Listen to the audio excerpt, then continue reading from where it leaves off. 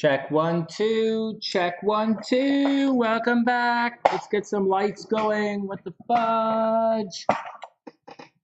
Oh, what the hell's with those?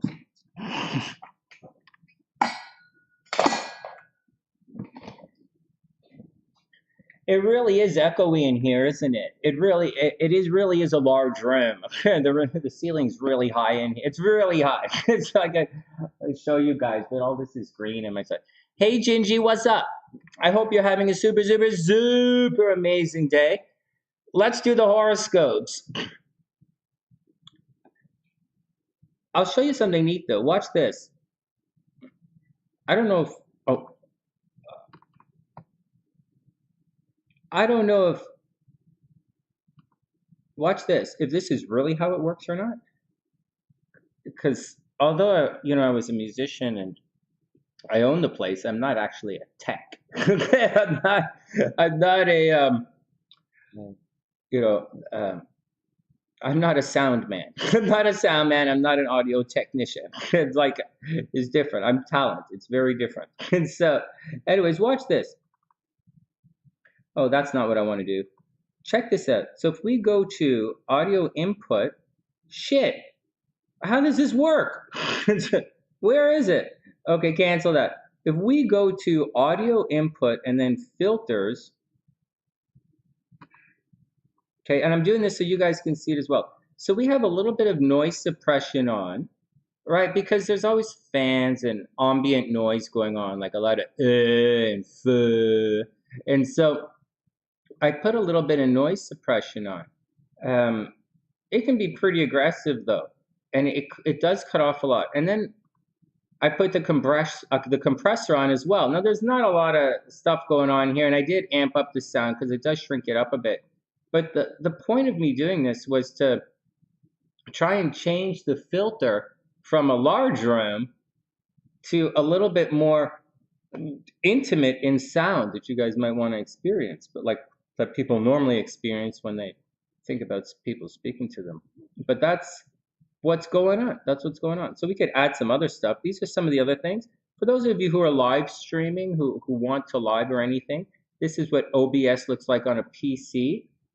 The Mac OBS on the other side looks it looks similar, but it's different. The Mac OBS is not a different program. It's different features. You have to push, but it's a little different. And just like anyways, this is all the stuff. So I don't know.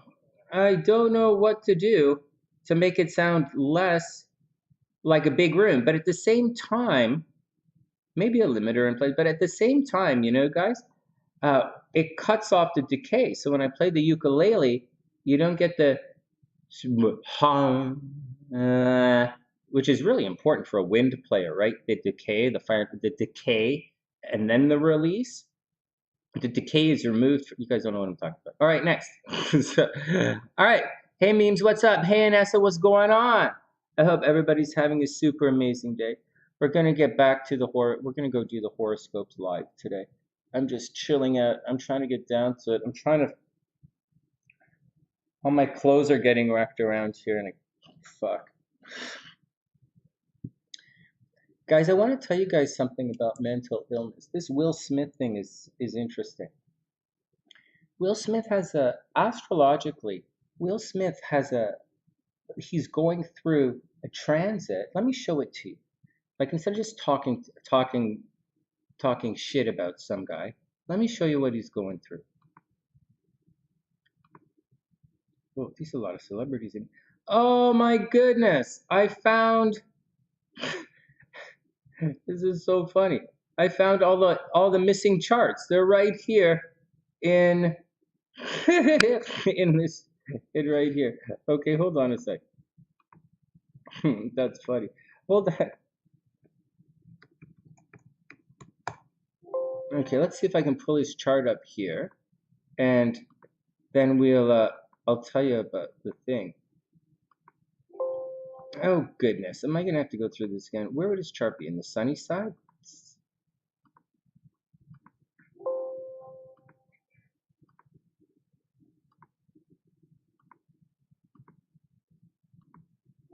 Fudge.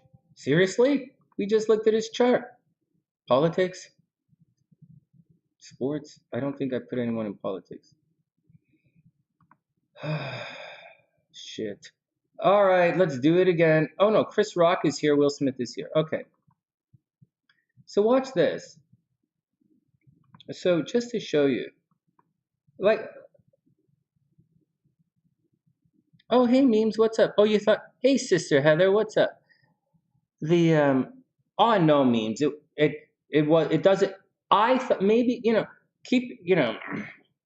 we keep our mind open here. We keep our mind open, and we follow through with some ideas. I don't think it was staged. Staged is an option, right? I don't really want to talk about this very much today because I don't want to talk about this very much today because I think this boils down. I think this goes all the way down to one person's particular problem, and that's manifesting. And this person has a particular problem that's damaging everyone around it. And I think it's Jada Pinkett Smith. It was her reaction. So Chris Rock started it. All right, whatever. And he did it in a very mild, soft way. Maybe he's a narcissist. You know how I want to talk to you guys a little bit about narcissistic language and mental illness. Today, I'm going to take a minute and talk to you guys about narcissistic language and mental illness. And I will give examples from my life. So Will Smith in his chart right now, and I will show you.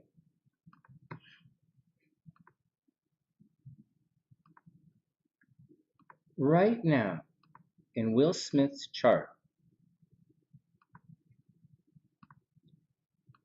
he is having a major disruption or a major breakdown or problem with his reality.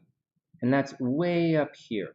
All of this, Venus, Venus and then Mars and then Saturn, all here, it's all coming in and it's completely contacting, it's affecting his Neptune. It's an applying aspect and it's been going on for a long time. In addition to that, we have Pluto way up here, and Pluto makes people break things apart. And it can lead to problems. Just to say can lead to problems. We'll keep it very, very simple today, not specific. Just lead to problems. This red line can lead to some big problems. This red line can lead to some big problems. And this red line, but at the same time, it's not just red lines, so to speak, in astrology. You have to deal with the blue lines at the same time. The red line is going to stress someone out, and the blue line is going to make it easy for them to do their action. So in the Will Smith case, the red lines are triggering him, and the blue lines are going to make it almost acceptable, meaning we're going to talk about it and not put him in jail. Guys, understand the difference? When Putin attacking the Ukraine was going through a transit a while ago, he's going through the Venus conjunct Mars, very much the person is still going to do whatever he's going to do, but the world is mildly, accepted about it. No one tried to kill, no one is, they're not fighting back against Russia. No one's tried to kill Putin as far as I know. So that's what's going on. Venus makes it almost acceptable. The Will Smith thing is almost acceptable. And that's just the way it is. But his concept of reality is in question right now. And it's like he's having trouble with his reality. It really is. And I didn't quite realize that until his speech. His speech was highly, although you guys think it was emotional and it was emotion driven, his speech was way off base. His entire speech, the thesis of his speech, that I think the thesis of, I thought it was protecting others. It is way disconnected from his reality. His reality is not, and I don't know what kind of bullshit went into his head over the years, but some kind of bullshit went in, and the word went in there. Let's remember Sonny's a hypnotist. Sonny's not just a kind of hypnotist. Sonny's the love hypnotist here. And so this word got placed into Will Smith's head. That's how hypnosis works. There are techniques, there are tricks, there's ways to do it. But this word, and you don't have to, and there are ways that it gets put into your head just by repetition. So you don't have to use any hypnotic tricks or waking hypnosis. And so this word or image got put in, that's the word. He has extracted a word from an image he has in his head. And the word, I think, was protection, which is bullshit. What he should have been talking about, from my perspective, like I'm sure you guys have different ideas and different words that are in your head, but from my perspective, he should have been talking about responsibility. He has a responsibility to protect. It's different. But you see, when you're a narcissist, you're a narcissist, which happens when you're worth $1 billion, is when you're a narcissist, what, you say, anyways, I'm not saying Will Smith is the de facto narcissist in this. I'm saying Will Smith is actually the victim in all of this. And it's not about Chris Rock. It goes back to his wife. Will Smith is the victim. So you guys got to watch out for that. Chris Rock started it. Chris Rock started a fight with Will Smith's wife. That's the fight. Will Smith was caught in the middle, and he's in an emotionally vulnerable state because astrologically, I can't say anything else in his life because I'm not there, but astrologically, he's under a lot of stress. And instead of being a man who's responsible, yeah, to his, he has a responsibility to his career, which he just fucked up. He has a responsibility to his public image, which he totally disregarded. He has a responsibility to protect his career, a responsibility to protect everyone in the building. Everyone. When I worked on the cruise ship, they said I was playing my sax on a cruise ship. They said everybody's number one job is safety. Your first job is safety. First job is safety. Every single person who works on a cruise ship is a safety ambassador. Every single one. I know. Fucked up word, right? Yeah. Where would Sonny get a word like that? Yeah, well, it jumped into my fucking head. Every single person on a boat is a safety ambassador. And so, I don't care how fucking good you are on that side. So, anyways, so the wrong word got put into his head. So along the way, his entire speech is not about protection. It just betrayed his mental disconnect that was going on. And Will Smith was making an excuse for his behavior instead of taking responsibility and standing there like a man and standing up for his actions and saying, you know what, I'm out of line. Never do what I did. The pressure got to me. I don't appreciate this guy. He could have been honest, but he wasn't honest, and you fucking idiots fell for it. So Will Smith was extremely dishonest in his speech, and he was dishonest to himself, and that's the biggest thing that was going on. His entire speech about protection was trying to justify his violence, justifying his current mental state, the current situation that he was going through, trying to say about what the dynamic that he was going through with whatever he's going through. I don't know. But that's a bullshit excuse of a coward who didn't take responsibility for his actions. But at the same time, he didn't, his wife is having a fight with the guy on stage. What are you going to do? You can say, hey, what are you going to do? All right, let's move on.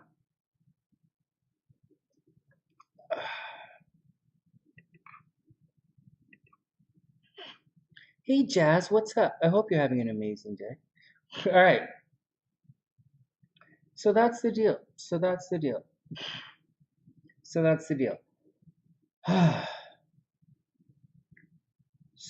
you guys have to be careful of narcissistic language in your life. So that's the thing. We were talking, it gets a bit emotional because you guys are messed up about it. And although some people are tired talking about it, mental illness is something that we should talk about. Narcissistic behavior is something we should talk about because because it's cropping up in the media.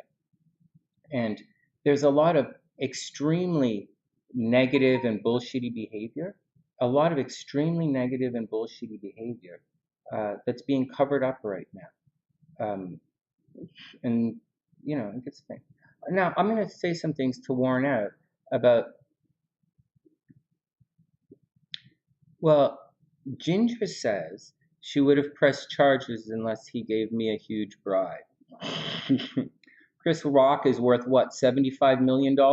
I don't think he wants the money. $75 million standing, hosting the Oscars, Saturday Night Live alumni, one of the top handful of best comedians of all time. I don't think he needs them. I don't think he wants money from Fresh Prince. I think he realized he shouldn't have. He made it personal, and I think he knows he shouldn't have made it personal, which is what, you know, a person who's not mentally ill will understand. And I think Chris Rock understands he kind of started it. I think he did. I think he took an unnecessary jab at whatever the chick is, and the chick, on the other hand, Jada Pinkett Smith. No, that's you know, I don't know. That's, you know, rolling the eyes is not a big deal. Rolling the eyes is not a big deal. Clapping your hands is not a, you know, doing the thing. Her entire reaction is not really a big deal. But we don't know what she's going to do to Will Smith when they go home. We don't know what kind of nagging and shit she's going to do. If she's going to do any at all. Maybe she's not going to do anything. Maybe all this bad stuff everyone's talking about her is not true. I don't know. Okay, I don't watch her show. I don't know. But I do know. Anyways, that's to do with that. Now, this kind of language is something, and this kind of behavior is something that you should be hyper vigilant about. You should really watch out for. So, all on its own, crossing your hands like this is not a reason for Will Smith to freak out. It's not a reason for anyone to freak out. And at the end of the day, she can just say, hey, I just crossed my hands and disagree. I didn't tell you to go on stage and fight the fucking guy. She can say that. That's how they do it. That's how they do it. Now I'll give you some examples on how subtle it can be. So I remember I study language. Remember, I'll go back to default back, hypnotist. So, so again, I'm speaking from my field. I'm not speaking from psychological field. I'm not speaking from any field of which I am not, you know, I'm not speaking from another field. I don't know, chemical imbalance. I don't know what the fuck is going on. So, but in my experience, I remember once Jazz, good question. Good question. I remember once I was sitting in a coffee shop, and a woman sits beside me, and then out of the blue she says, hey, where are you from? And I said, I'm from Toronto. And she said, oh, I don't like Toronto. That was the conversation. That was the conversation. And I'm like, so I don't know. You can call it whatever you want to call it. I'm not really in the mood to get into a big debate about definitions. I consider that, anyways, whatever. But that kind of behavior is something that you should be on guard of. She only said, it's not like she said anything. She just said, where are you from? And all she said was she doesn't like it. But that's, in my book, that's narcissism. That's baiting. Her language was baiting me. Did you guys catch that? Narcissists will bait you with their language. And the bait they use is not that big of a deal. Rolling your eyes at a joke is not a big deal. It's not. And that's how it works. So that's one type of situation. That's one type of baiting that you should watch out for. People will ask you very, very, very simple questions. And like for example, is that coffee Are you drinking, is that coffee from last night in the pot, leftover coffee, or did you make fresh particle? Are you drinking fresh coffee? That's not a narcissistic statement. Okay? But the follow-up punch can be problematic. If I said, I drank the leftover coffee from last night, and the person says, "Oh, why didn't you make a new cup of coffee, make a new pot of coffee?" Well, I was just baited into an argument. I was just baited into a problem there. On the other hand, if I said, you know, in a quite a benign way, if I said, "No, I threw it out and I made some new coffee," and they said, "Why didn't you drink the coffee from last night?" Again, that's bait. I was baited into an argument. I would have been baited into an argument. So you have to be careful. And the behavior doesn't go away. These people. So Jazz just asked me if I think they, if Jada and Will are narcissists. I don't know. Come on, Jazz. You know I don't know. I'm trying to keep tight to. I'm spreading, right? some of the topics are going to spread, but I'm trying to keep it within my wheelhouse here. I like them too. I like them too. I'm softening up on Will Smith because I have a tremendous amount of sympathy, empathy. I have a tremendous amount of empathy for mental illness. I know what it's like to be around people who have a mental illness, and it affects the entire fucking family. It really does. But I have so much empathy and love in my heart for that situation. I know what it's like to fall through the cracks. I know what it's like to be fucking awesome and have everybody hate you. I know what it's like. I know what it's like. I spent the large portion of my life teaching kids falling through the cracks, gifted kids who had fallen through the cracks, and mentally challenged kids that the world wants to leave behind. I spent most of my adult life helping those people and their parents deal with it. And so when we see this stuff, so anyways, let's move on. So yeah, so I don't have anything bad against it. I have a lot of compassion. I have a lot of compassion and empathy in me for mental illness. I just want to say, but I want to also tell you guys something. I'm telling you guys how to watch out for some of it. And I'm also trying to tell you guys that just be careful where you throw your ire. Jazz likes them. I like them too. I like them too. I'm trying to tell you. I'm trying to tell you. You got to be cool. I'm trying to tell you that.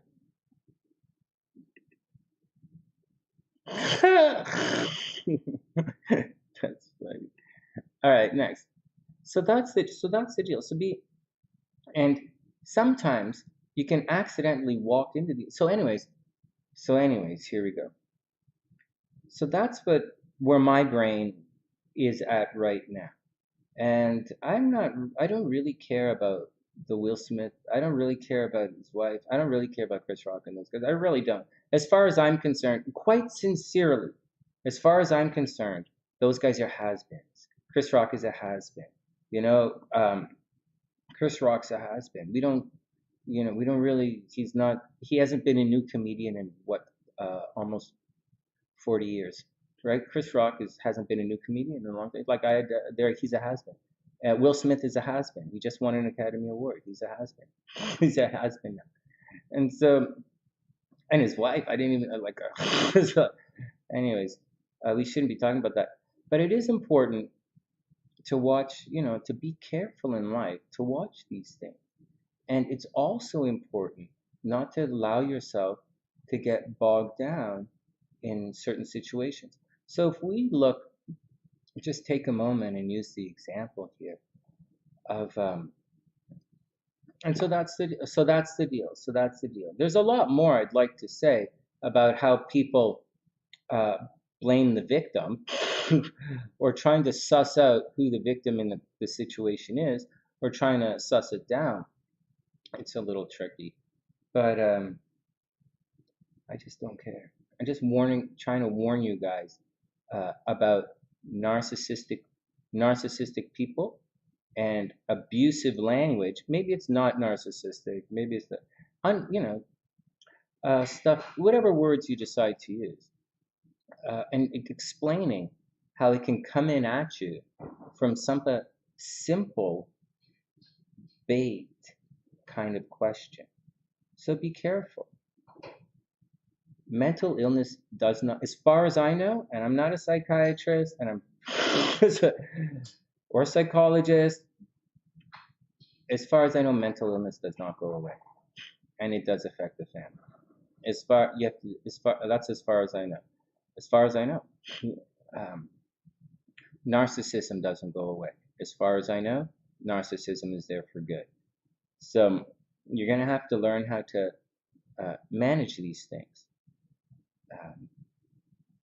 People who are abusive towards you in my book, it's only a matter of time before they're abusive again towards you. In my book, maybe you guys have found situations where someone just had a bad day and they took it out on you. That's one thing. But then there's another thing for someone to actually be abusive towards you on a regular, ongoing basis. And as it continues, as the daily abuse continues, it becomes normalized. And suddenly, just like that rolling the eyes, which is actually not acceptable. The rolling the eyes is a comment she didn't have to make. When Chris Rock struck at Jada Pinkett Smith with those words, she didn't have to fight back with that gesture. And that gesture she made baited her husband. You guys catching how the language works? Chris Rock started a fight. Jada Pinkett Smith took up the challenge. Chris Rock made a joke. Millions of people around the world are saying it's just a joke. No one should have reacted. But he threw a jab. And Jada Pinkett Smith didn't just laugh and rub her. She could have laughed and rubbed her head. She said, I know, it's fucked. Skin disease, motherfucker. She could have done that. You know? She could have done that. She didn't. But Chris Rock just threw it at, and Jada Pinkett Smith decided to fight back, and Will Smith went crazy. And that's kind of what happened. That's kind of what happened. So be careful, guys. Sometimes oftentimes, these abusive people will throw, so I'm just saying. So like in certain situations here where some of you guys are getting divorced, or some of you guys are breaking up with people, or some of your boyfriends have cheated on you, or some of your girlfriends have cheated on you, or someone has done something, right? Some kind of thing like that. Or someone is a little bit abusive to you in a particular way. If that situation doesn't change, like not the person or you, there's a way around it. There is a very physical, structured way to physically move beyond that. Physically, and then emotionally, you'll have to let it heal. There is a way to move beyond that, but most people can't move beyond the way. Because most people choose, or we think it's a choice. Like I think it's a choice, but it's not really. And I do know what it is to be upset and angry and emotional. We make excuses for these people. We do. Oh, Sonny, you have a lot of empathy and you're compassionate, but you're saying we're making excuses. So, yeah. Over time, there are coping strategies to use. Over time, you learn to move along. How do you know this, Sonny? Well, let's go back to the part where I said I taught children who are gifted and fell through the cracks, and children with learning disabilities, and children who are autistic. I taught these guys for years, and I've seen them make brilliant progress. Brilliant progress. I had to use I had to create techniques that they did. So I know it can happen. So I know you can do it. I know over time, it doesn't heal, but there are coping strategies for so that the mental illness doesn't continue to damage as much everyone around them. And then maybe together, you guys can enjoy the light of day. Maybe you guys can go on a picnic together and, like, you know, sit there and enjoy the day. Have a fun little picnic without someone causing a fucking argument. Because, like, there's an ant. or an argument because, like, there's sun shining. You know? These are all things that someone with a mental illness or someone who's a, you know, they might pick a fight on. You know, and they're coping tactics. So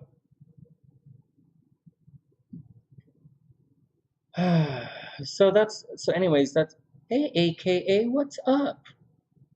I hope you're having an amazing day.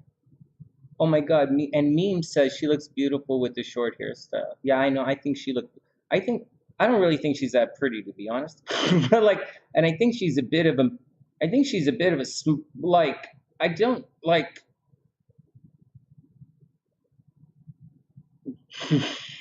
Sunny's personal bias. You don't want to know my personal bias about letting everybody on the planet have kids. You don't want to know my bias about that. So my bias is anyways. So, but to be honest, I think she looked really good with the short hair. I think she really, really looked good. But you know what? It's all irrelevant. I think I look good with my hair like this, but I'm fucking bald as fuck right here, and a lot of it came from my ashwagandha, which made my body look nice, but it took my fucking hair away. It's okay. It's okay. It's okay. All right, what else you guys want to talk about? We're gonna do the horoscopes in a second. But I gotta warn. But I just, you know. So today I want to tell you guys, it's not about Will Smith or anything. I don't really care. We're using them as an example about narcissistic language and about seeing what's really going on. You know, removing your own opinion, you know, your own emotions from the conversation, just seeing your perspective. You know, expressing your perspective. And so, but I wanted to share with you guys today, because we weren't really going to talk about that. I wanted to talk to you guys about mental illness today. And that's what we're talking about. We're talking about mental illness, how you have to watch out. We're talking about mental illness and how abusive people will bait you. And they will bait you with nonverbal communications, like rolling your eyes. And I'll say it again. Chris Rock threw out a verbal jab, and Jada Pinkett Smith, she took up the fight. And Will Smith, she set her dog on him. And so that's what happened. But, so, again, these jabs that people throw out, they come at you in such a simple way. You know, what they'll say, how are you doing today? Listen to this. If someone comes up and says to you, hey, how you doing today? And then that doesn't sound like an abusive comment. That's not abusive. Or how you doing today? Hey, what's up? Or yeah, it's just not. How you doing? And you can say, I'm in a great mood. And they might say something like, well, I guess all that masturbating is paying off. Or they might say something, must be nice to be rich. Or they might say something like, you're in a good day today. Wow, it must be nice to, like, you know, have a really nice bed and not sleep on the couch all the time, or sleep on the floor. You're having a good day. It must be, you know, they can really say something derogatory about that. It means not nice. They can say something not nice about that. Or, you know, on the other hand, they can say, how you doing today? Or you could be like, that's if you're having a good day. If you answered saying, I'm having a great day, they can say something very derogative about that. If you said, hey, they said, how are you doing? And you said, oh man, I'm having a shit day. You know, a supportive person might say something supportive. An abusive person would say something, well, you shouldn't have stayed up late last night. Have you guys had the conversation where someone said, how you doing this morning? And you said, I'm a little tired. And they said, well, you shouldn't have stayed up late last night. Or maybe you should have a better breakfast. Or maybe you should do this. Maybe you should do that. I'm like, fuck, man. I thought you wanted to know how am I gonna get fuck you. Yeah, and now you're walking around. Now you're having a double shit day just for being around. So watch out for someone baiting you. What are some of the other? And this is different. Baiting is different than a retard walking into a situation and saying, "Oh," rolling. Are you guys still talking about that? Or walking in and saying, "Oh, I don't think that's it." Or like that idiot on the channel last night who walked in and said, "I can see your darkness," even though I've helped more people for free in my entire that she will ever even meet in her life. It's a fucking retard. Anyways, look, not retarded, not retarded, not retarded. That's, you know, I use those off the cuff words. Not retarded. Let's focus our language here. Disrupted, right? Remember what the number one rule is, guys. I wonder what my body language says about this. I'm speaking from my heart. A body language expert might say I'm speaking from my heart and I'm trying to protect myself by putting my hand here.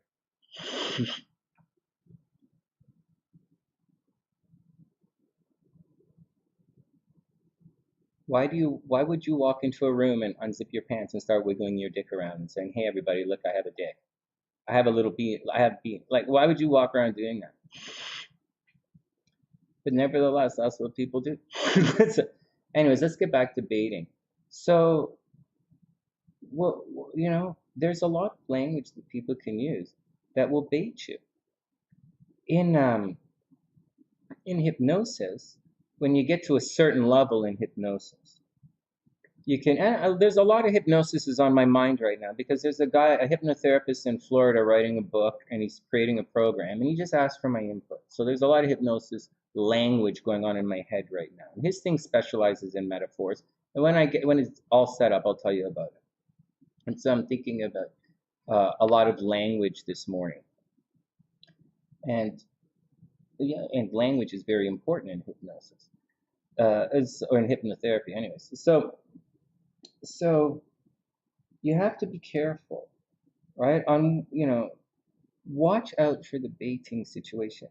Now, if you don't say anything to these people when they come at you, that's going to start a fight as well. And, you're like, what are you going to do? What are you going to do?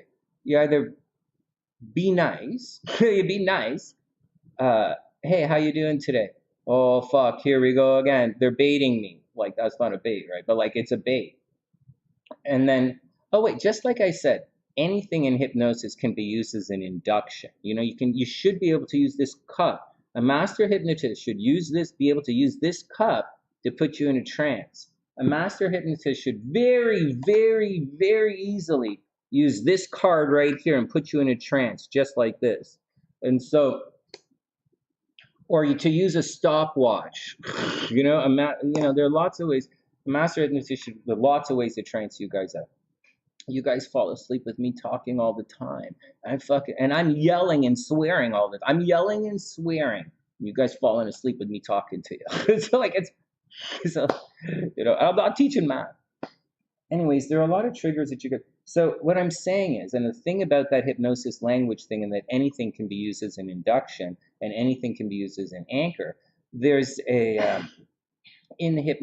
language, an abusive person can use almost anything to segue into abusive language. They can use anything as bait.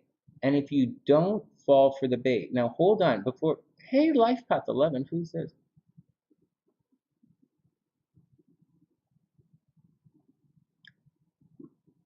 Hold on a second.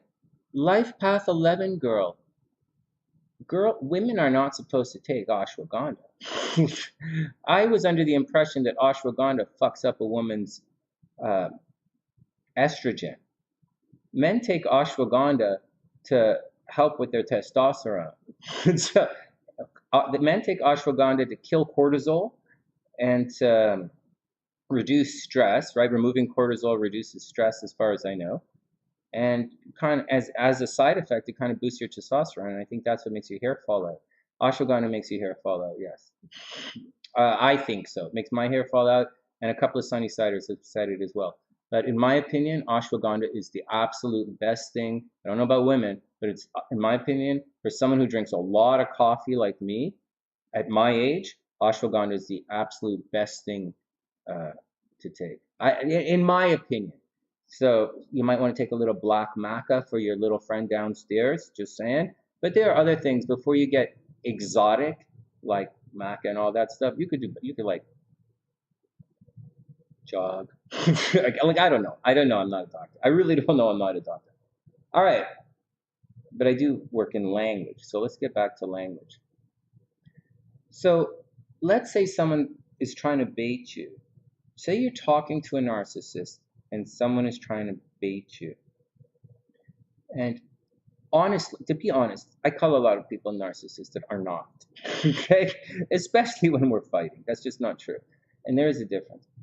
And sometimes you call people narcissists when they're not. They're just abusive people. But anyways, you're dealing with like what's going on is, so there are these trigger words, but you can't really ignore the people either, right? You have to, we're going to get to a point on how to protect yourself against this. But in addition to in addition to that, you could be having a very calm, like it doesn't have to be calm. You could be having a very amicable or friendly conversation, and then out of the blue, these people, they might say something, not in a buddy jiving way, because in a buddy jiving way, and that's a colloquial expression, but a buddy jiving way, a really high sign of friendship is to make fun of each other without crossing the line, which is actually kind of what really close friends do. But the abusive behavior is a different kind of statement. It's going to be a statement that's completely unrelated to the conversation. It is a massive disconnect. It's not someone's opinion, it's not someone's idea, it's not something that they disagree. It's not because they suddenly disagree with you. It's not because they're being an asshole towards you that day. It's not because they're holding it in, they can't use the washroom. It's not because it's not because of that, right? When it's not because, and you can tell, you start fighting, you can tell it's not that. It's something that's completely, and it's not bringing up the past to start an argument. It's not that.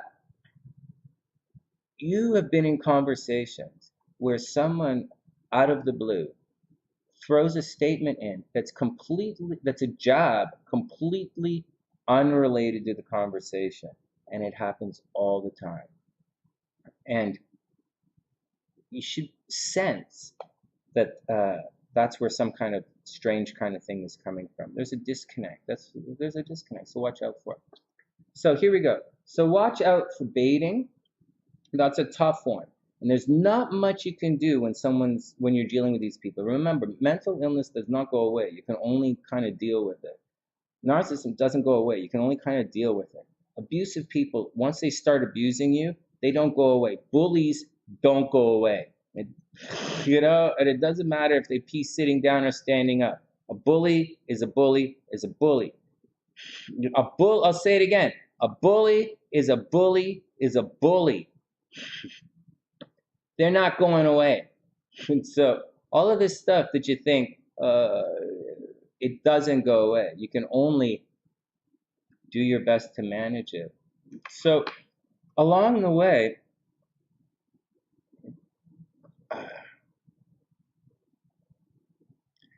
hey, Life Path 11, watch out. Ashwagandha or whatever, I don't really know what you're talking about. But watch out. So that's what's going on. So how do you protect yourself? because I think that's what you guys want to know. How do you protect yourself against something you can't deal with? Like, how do you protect yourself against, how do you protect yourself against this ocean? You guys often talk about emotions as water. So let's talk about it as water, because that's the way you talk about it. So, how do you stop water? How do you stop this flow of water that's coming at you? How do you stop this narcissistic, abusive flow of water that's jabbing you? That's remember, I didn't say trigger, I said baiting you. There's a difference between trigger and baiting. I know we say that Will Smith was triggered, but I don't think Will Smith was triggered at all. I think Will Smith was baited into his reaction. Sincerely, I don't think he was triggered because he didn't even notice. He just laughed. I don't think he even noticed. He wasn't triggered at all. I think he was baited into his reaction, which was clearly emotional and out of touch. But we can look back and laugh at it because everybody does stupid shit. And he didn't punch him. It's a good thing he didn't fuck him up too hard. It's a good thing a fight didn't start. You want to look back and laugh at some of the stupid shit we do. Some stupid shit is kind of funny. And so, but that's what's going on. So watch out when you get baited, right? So what do you do? How do you deal with all of this stuff when it comes at you? You know what's coming. I told you you're going to get baited. You're not going to get triggered. You're going to get baited. And after you're baited, then they're going to trigger you. Let's slow this down the language again. You're going to get baited with a really simple question. Is there any coffee? Really simple question. Yes, no question. Either answer is going to lead to abuse. So, or how are you doing today? Or did you take the stairs? Did you take the elevator? Did you see that? With any simple question, yes or no is going to be wrong. They're going to bait you. And then the follow-up question is, that's where they're going to try and trigger you. So when there's another one. Well, I was in Vegas at the hostel, and I went in to get my laundry, and there was a shift, and the manager there, or the dude there, said, "Oh, I get blah blah blah," and he gave me all this, and then he comes down and he says, "Most people don't leave their clothes for 5 hours, right?" And I'm like, actually, at a laundromat, in my head, I'm like, so that he's being a narcissist to me because he's fucking up and he's too lazy to go and look where it's supposed to be. Like, he's just too lazy, and he's being a narcissist about it. He's,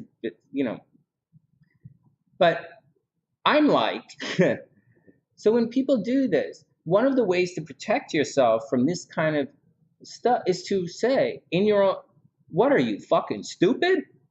When I get my clothes laundered, I leave it over fucking night. I leave it overnight. I don't come back I came back because I'm here. Like, I'm not leaving it over because I don't fucking trust you guys. And your language is reinforcing why I don't fucking trust you. It's reinforcing it. I'm not leaving it here because I know you guys are fuck ups. And you're talking to me like you're a fuck up. And you're blaming me for because you can't fucking do your job. So that is a trigger. Anyways, when that woman baited me, and this was like 10 years ago, in the Tim Hortons in Toronto sitting down, when the woman said to me, "Where are you from?" That's baiting me. And then I said, "I'm from Toronto." And she said, "Oh, I don't like it there." That's, she's trying to trigger me. And for some particular, I don't know why. First, I don't know why anyone would come up and talk to me unless they wanted, I don't know. But that's the situation, and that's things you guys got to watch out for. That's what I think. So when you get baited, there's not really much you can do because, as we said, they're going to come in and try and attack you from a different way. So if you don't take the bait, there's going to be a disconnect. They will have a verbal disconnect at you. They will start if you don't take the bait, they'll attack you right there. If you take the bait, then they will try to trigger you. And then they will say, "Well, I only asked you how you were doing," right? They take it back to the simple question. And it's up to you to first recognize that it's bait. How do you know it's a bait? Uh,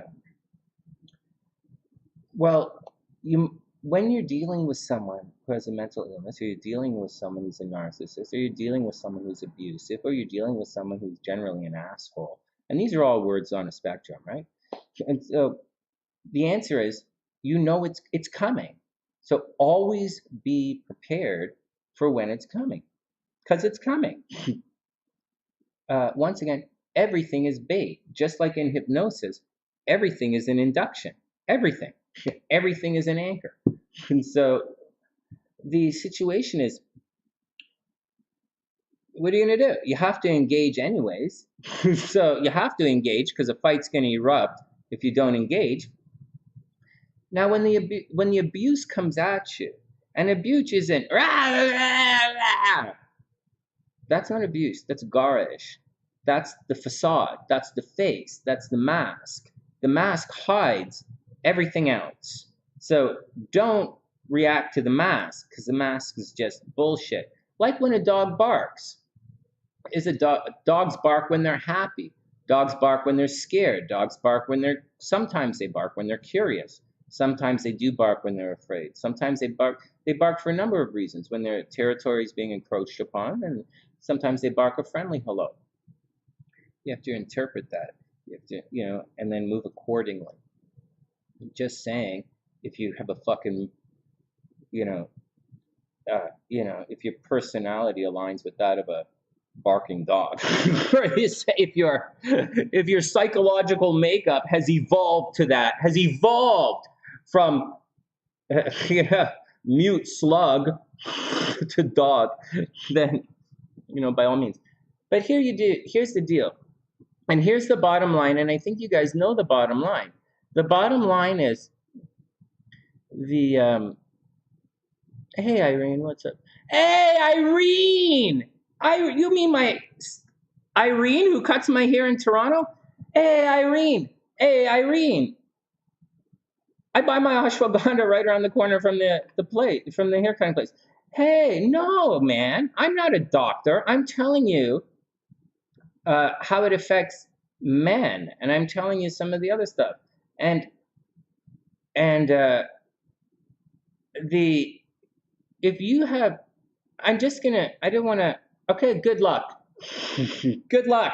You're not going to get any opinion from me. I have a lot of opinion, and if you are Irene from Toronto, who's my hairstylist, you know who I talk to, so you should know a little better than to start doing that. But anyways, let's move on. You're right. Ashwagandha is not the problem. No, go ahead. Take non-prescription medicine with your prescribed medicine. Hope it doesn't fuck it up. Good luck. Anyways, anyways, I'm not gonna. I don't really care. It's you between you and your doctor. No, none of my business. But that's the deal. That's the deal, and it just gave you an example of how to deal with it. So when someone comes in, and and there are lots of ways to bait you. They'll bait you with half information. They'll bait you with stupidity. It's 9 times out of... So here you go. How do you protect yourself from this kind of behavior? It's simple. It's simple. It takes training, though, but it's simple. So when the guy in Vegas did that, I was like, all I thought was, is this guy stupid? And then I thought, is this guy so ghetto that he's never actually had his clothes done at a laundry place before? Is this guy that ghetto? Is that guy that stupid? And so, because I've had it done in many cities across the world, so I don't know, it's all pretty straight ahead. so I don't know. I always thought it was pretty straight ahead.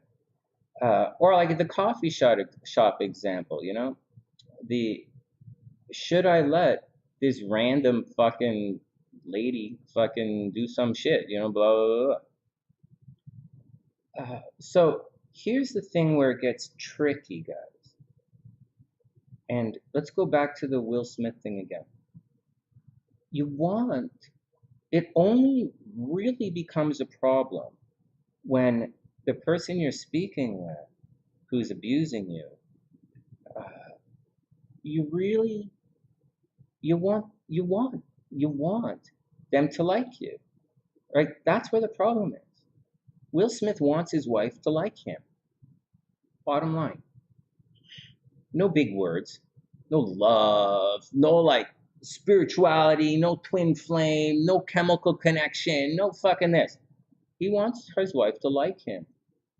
That's simple. Or maybe he wants something to stop abusing him. But to stop abusing is, let's go use it in something you could use in your daily life. So when someone behaves like that to you, so like at the laundromat, I don't give a shit if that guy likes me or not. I want my fucking laundry. So I'm like, hey, in my head, I'm like, hey, you're fucking retarded. Get this fucking shit done. And so that's doesn't affect me. But if it was like an abusive person who I wanted to like me, say we were at home and I left my laundry, so they said something like, why don't you go look for it? How about? I'd be like, fuck, well, I thought we were sharing this emotion here. I thought we were sharing an emotion. It's a painful emotion. I thought we're sharing it. Some people don't want to share your painful emotion. Do you think about that? Your boyfriend might not want to share the abusive person might not want to share your emotions. If you didn't care what they thought, like the woman at the coffee shop, I just keep it because it's a really, really good example of being baited. And it was one of those times in life because some random woman I don't give a shit about. She wasn't pretty or anything. She's like some random person probably knows me and says from being popular and stuff. She fucking comes in and attacks me. So that person, I don't want her to like me. I don't care. I don't want people, strangers in coffee shops talking to me. So when you see me at the bar, I don't talk to people. And so it's easy in those situations to break out, to walk away when you don't give a shit. But the problem in your daily lives, okay, and in that situation, you're going to have to deal with your own self-esteem, right? Like that's the thing. But in your daily life, there's a tendency. You want your boyfriend to like you. You want your girlfriend to like you. You want your wife to like you. You want your friends to like you. You want your fans to like you. You want your kids to like you. And you sure as fuck want your parents to like you. So what are you going to do? So what are you going to do when you're baited? It's bait. And anything you say is going to lead to abuse. Follow the language. So what are you going to do when everything is bait? And everything you say is going to lead to abuse. So once again, everything is bait, whether you take it or not. If you don't take the bait, punishment is coming. Abuse is coming. Remember something. We use words like narcissism, and we use words like abuse, but words you don't use that you should really start using is punishment, because the people doing it are trying to punish you for something. And a lot of people say things like, oh, I can take abuse. I say it constantly. I can take the most abuse in the world. I take a tremendous amount of, and being a public figure, I do take a lot of abuse. And so there's that. So I would gladly take a lot of abuse to help see people succeed. Like I want my wife to succeed. Like I'm so proud of her. And like you guys know that. I would take all the abuse in the world to have her smile. I really would. But I'm like, I don't give a shit. So, I don't give a shit about my own feelings. I've been, you have to go, I have a different belief. You have to go through your feelings for success. And the tarot, whether you realize it or not, back to astrology and tarot, the tarot cards tell us that you have to overcome your fears and internal struggle to move on. It teaches us that. So what are you going to do? So now here's the thing. So abuse, you guys think you can take abuse. That's fair enough. Do you guys think that you should be punished? That's the question. Just like Will Smith was going on and on and on and talking about protection, which is really stupid. Protection, maybe you should have wore a condom. Like, instead of protection, he should have been talking about responsibility, a bigger umbrella. Protection was an excuse for his bad behavior. Cowards hide behind language. Anyways, abusive people hide behind. Like, let's stop calling Will a coward because he's clearly being abused. And so then the other side of it, okay, so there's that.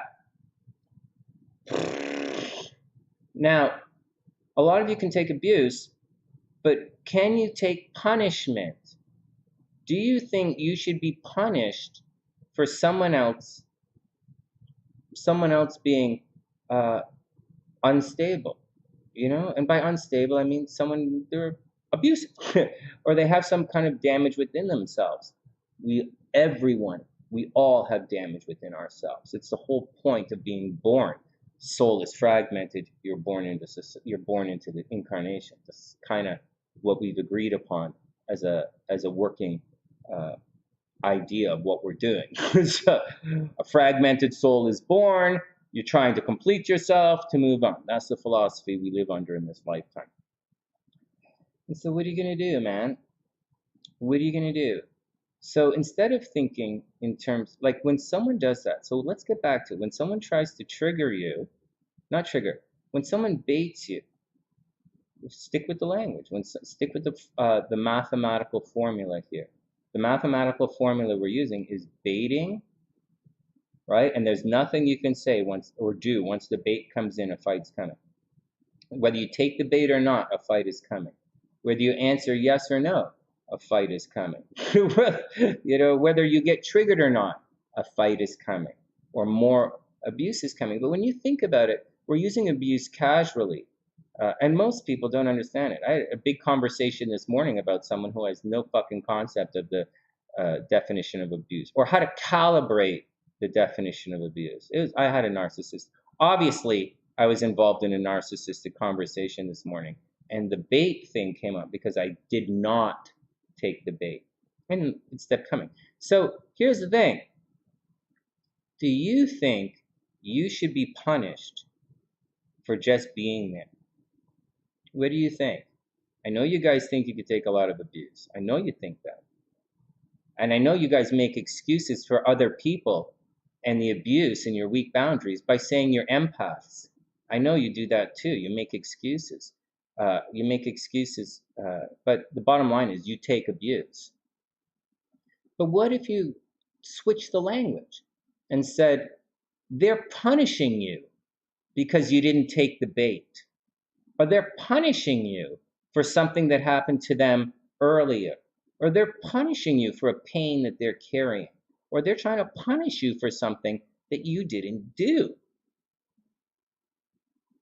Everything I said to you, I've been through. Everything. So what are you going to do? I don't like being punished for other people's stuff. I really don't. I don't mind taking abuse, helping. I don't mind helping. I don't mind the slings and arrows that accompanying helping someone grow. Like sometimes when you're trying to get someone to help someone ride a bike, sometimes the bike falls on you. You know? Sometimes when you're teaching a kid how to play clarinet, the kid spits on you a lot. Kids have boogers and shit, especially in the rain in the winter. It's okay. It's okay. Or like when you're playing baseball, you're teaching kids how to play baseball. You think you're not going to get a ball in the sack? Fuck, of course you are. But it's different than being punished. You know, it's different. Do you think you should get a ball in the sack just because you want to teach kids baseball? You know, it's very different. And when you look at it like these people in their, you know, if you look at it as punishment and not abuse, because again, abuse can be careless. Many of you guys are abusive and you don't even realize it. And when the boundaries get put up around your abuse, guys behave exactly like what happens. Like this entire conversation. You will go bang, bang, bang, bang, bang, bang, bang, bang, trying to find ways in so that you can continue to be abusive. You do that, which is fine. It's really funny, actually. But like I said, here on the sunny side, we don't really talk about having very strong boundaries. We don't really talk about it because actually I don't have very strong boundaries. I don't want to be too much of a hypocrite. And so, although it is okay to be a hypocrite, don't do as I do. Do as I say. You know, I know what I'm talking about, but I'm human and I make mistakes too. I don't mind being a hypocrite, but let's try and keep everything clean today. So you got to look at it in terms of punishment. Why should you be punished because someone else was abused as a child? Why should you be punished because someone else dropped out of school? Why should you be punished because and dropping out of school is not necessarily a bad thing. Okay, I didn't say that. So I'm using a lot of loaded comments here. But why should you be punished for something that happened to people a long time ago? You know, why, you know? So, yeah, why should you be punished for something that didn't happen, that has nothing to do with you? And why should you be punished for trying to help somebody, for trying to, again, take someone's hand and walking out to enjoy the day? You see, we think in terms of an abusive person is like some person over there randomly keeping coming at you and they're random at arm's distance. But I told you guys, it's not the way it works. That's not the abusive person. Is the abuse, the punishment. It works because you want them to like you. So they're not over there. They're right here. This is where they are. If it was over there, you wouldn't give a shit. You would say, oh, that guy's a fucking you know, you guys would say all the numpty freaking words. I don't use them all. So you would use all the words. But that's not what we're talking about. We're talking about here. And that's what the problem is. For you empathetic, for you empaths out there who have difficulty with boundaries, and yeah, I said it was an excuse, but for the empaths, you guys can take abuse, and you guys can take punishment, and you guys abuse and punish yourselves. It's not okay. It's not okay, but whatever. And you might not even realize you're doing it. But for one of you guys like that to strike and bark back, to reply, to pick up the sword, to defend yourself, well, for you guys, it causes you guys a lot of pain. Yeah, some of you are very emotionally lazy. Some of you are way over the top intellectually lazy. And some of you are extremely physically lazy. But notwithstanding, you still want that person, you know, notwithstanding. You know, and it's a lot easier to fight. It's a lot easier to fight and point out where you differ than it is to agree and search for commonalities. It's easy to throw stones. It's difficult to build a bridge. You need an engineer to build a bridge. Any fucking retarded donkey can throw a stone. So that's the problem. What are you going to do? And so I'm trying to explain to you that I do understand that when these boundaries are, you know, the empath or the hyper emotional person, to hurt someone that they want like on the inside of their circle of feelings, these people, it really hurts them. It's like as if they cut themselves. I was under the impression that that's the highest form of empath, an empath whose emotions affect them physically. Just saying. And there are a lot of you whose emotions affect you physically. So that's the deal, guys. What are you going to do? What are you going to do? Should you accept the punishment for should you accept the punishment for a crime you didn't commit? Your crime of being alive. Should you accept that punishment? Or maybe you might have to do one of those. Maybe you might have to do one of these. Yeah. I mean, you could do this. You could keep doing this, right? But if you do this, remember, uh, you're gonna get attacked, right? And if you're gonna keep doing this, you're gonna keep being punished. Because once again, this does not heal. This does not go away. And what I'm doing here is holding someone in my arm, right? We're holding it like this, bringing someone close to you. So just a heads up, just a heads up. Mental illness is a real serious thing. And when you have it in your family and you have a life of having to deal with it. And I deal with it in a way, but not because I don't get baited and I don't get, I do get baited, I do get triggered, and you guys know that I yell and scream more than anybody. I really do. We all, unlike most of you, I have a trained voice. I know I don't use it. I clearly don't use it here, but listen to any one of my meditations and you'll recognize very clearly that I have a trained voice. And so, what are you going to do, man? What are you going to do?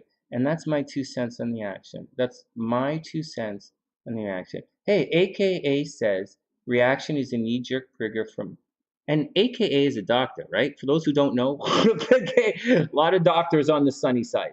AKA says life equals, I'm not a doctor or a medical professional.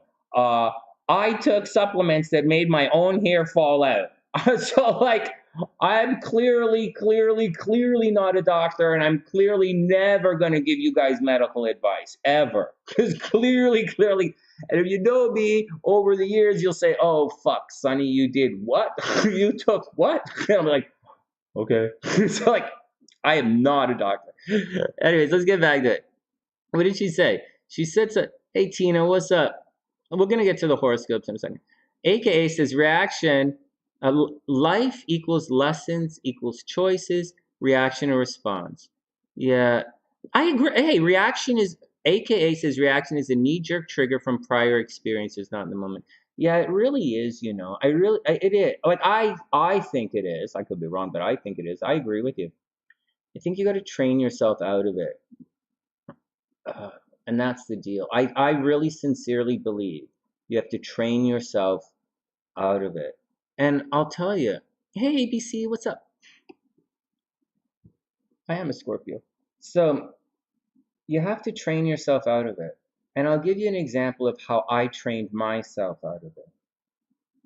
You guys ready? This is how I trained myself out of this.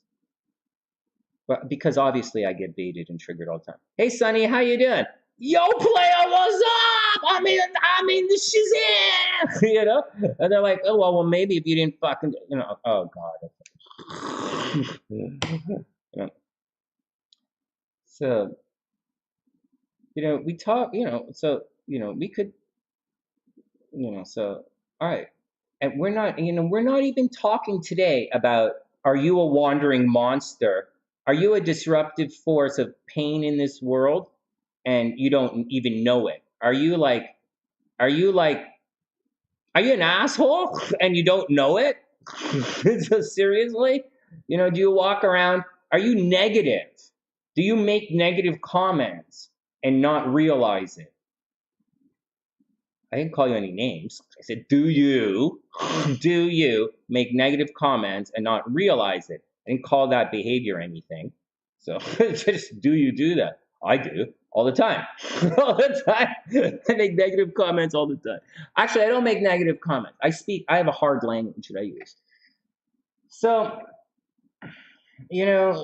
but I do know that you can train. And we'll get back to my story.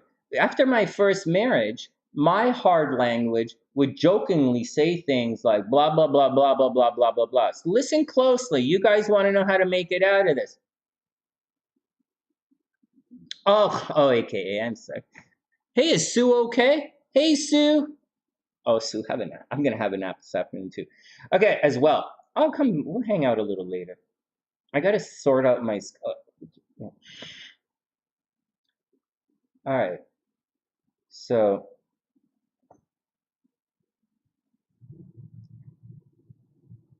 how I trained myself out of it.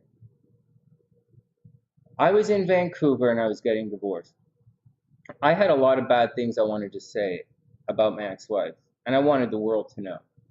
But I didn't, because except for this little blurt, these blurts here, one of these, except for the occasional Sunny Says talks that I have with you guys, I very, very, very much suffer in silence, except for the yelling and screaming I do when I'm fighting, when I'm arguing, trying to defend myself. And just because you yell and scream defending yourself, you know, a narcissist or an abusive person will say that your attempts to defend yourself are argumentative when they're not.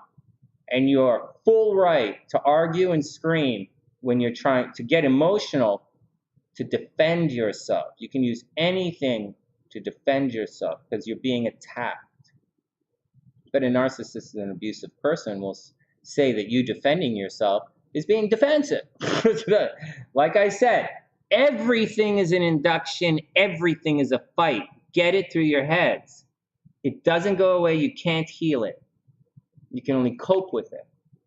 And we're not talking about them anymore. We're talking about you and making sure that you are not one of them. So how do you deal with it? So again, let's go back to the very beginning here. So Will Smith had that word in his head, protection. Protect, protect, protect. When he should have had the word responsibility in his head. Or he should have had a bigger picture, because he was using that word protection as an excuse. I think he should have used responsibility, but whatever. He got baited and then he freaked out and made some narcissistic. And then, guys, he was baited, freaked out, and then he used narcissistic gaslighting in his speech. What the fuck else do you guys need to know? The speech was 100% gaslighting, trying to justify his behavior. Like, so, anyways, let's go back to it. So, but he's fucked up. So what are you gonna do? So just like that word got into his head, and when you guys are going through a difficult situation, like some of you guys are getting divorced right now. Some of you guys have exes who really won't leave you alone.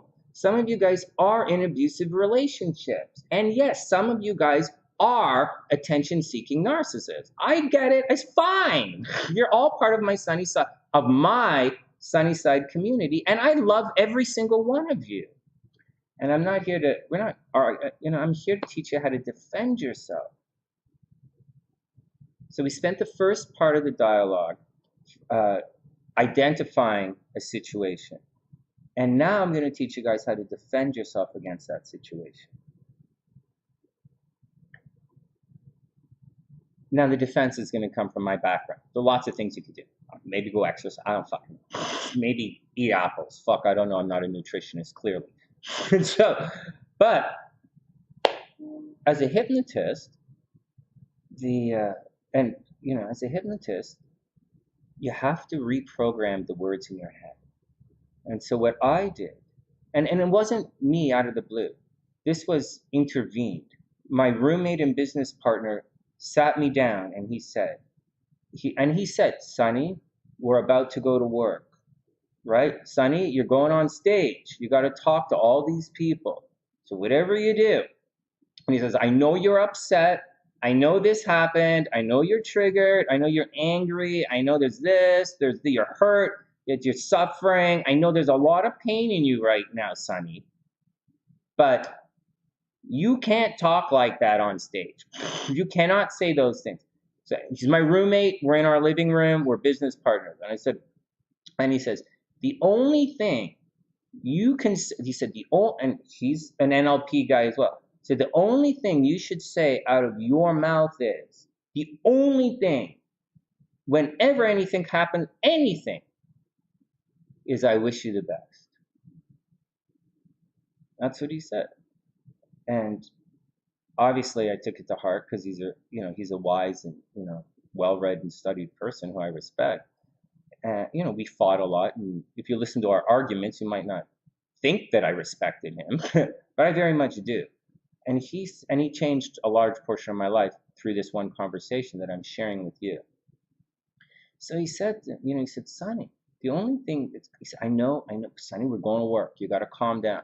And he said, this is it. Anyway, the only thing you should say is, I wish her the best. That's not my language, guys. Right? That's his language. Because English is his second language. Those are the words he told me. So I took those exact words. I wish you the best. Right? That was the phrase. And I didn't change it to suit me. I didn't change his words to fit my dialogue. I didn't change his words to make it easier for me to say. This is all, if you guys want to talk, this is all hypnotherapy stuff where words that come out of your mouth, you will feel them in different parts of your body. If you're not comfortable saying something, you'll feel it in your stomach. So this is the thing. I didn't make it congruent with my with my emotional perspective at the time. I very much did not.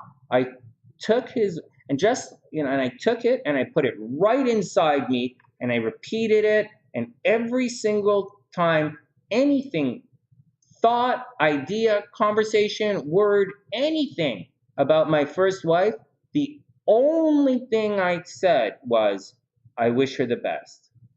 Hey, Sonny, where's your wife and kid doing now? I wish him the best. I just wish him the best. I don't really know. Go ask them. I wish him the best. Hey, that chick just did this. Guys, I wish him the best. Hey, I just wish him the best. And after a while, you know what? I really wish him the best. I really do. And, all these years later, when there's a problem, like there's a problem. There was a problem a couple of months ago, a really big problem. Or like, my son didn't call me on my birthday, and the ex-wife is like, blah, blah, blah, blah, blah, blah, blah, blah. And I'm like, I had a really important birthday in November. I had a really big thing happen to me, and I wanted to spend it with you guys. But like, no one phoned, no one did anything. Sonny's, just doing his, And when they asked, hey, son, you kid with him? I said the same thing I said before. I just wish him the best, No, they didn't call. It's okay. I wish him the best. Maybe, I don't know. Maybe I don't know what they're doing. I just wish him the best. And I really do. I really wish him the best. It took about that took about 10 years, maybe a little less, maybe more, maybe about 12 years of solid, 10 years of solid programming. But every single time her name was mentioned to me, the only thing I said was, I wish her the best. And right now, I can't, and you guys know I can joke and throw out punishments and say stupid things like, oh, I wish that evil thing did that. I could talk like that over, like nonstop about almost anything. But in my heart right now, I programmed myself. I really do wish her the best. I really, really do. I'm not for whatever reason, I really wish her the best. And it takes a while for you guys to get there. And so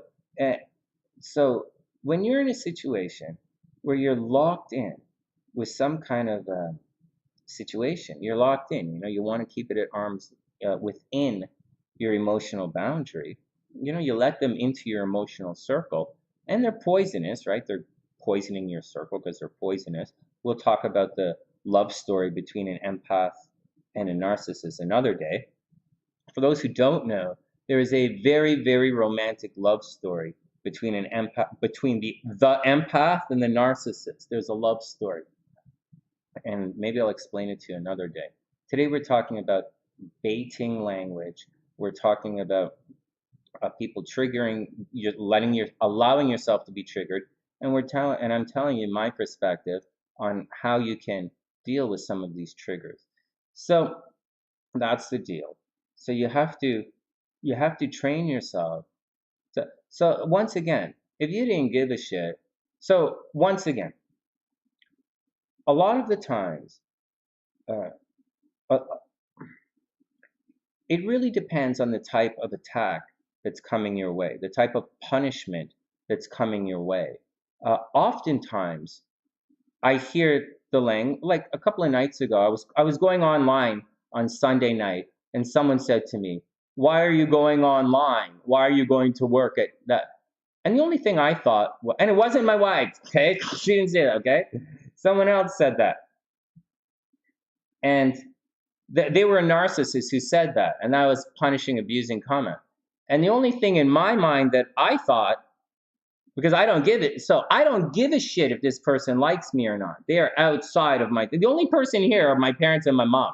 No, sorry, my parents. What I miss parents and my mom.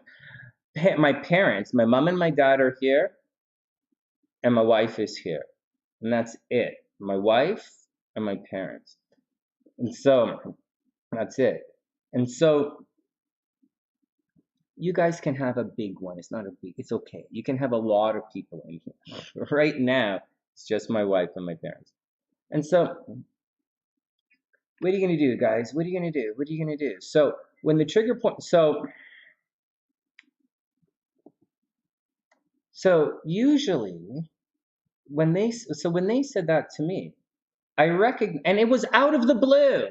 They say, "Hey, what's Sunny doing? What are you doing tonight, Sunny?" "Oh, I gotta go to work." All right. So in my mind, I didn't think, I thought the same thing that I thought when I got my laundry done in Vegas. I thought that on Sunday night. I thought, what a fucking stupid thing to say. I wanted to say, are you fucking stupid?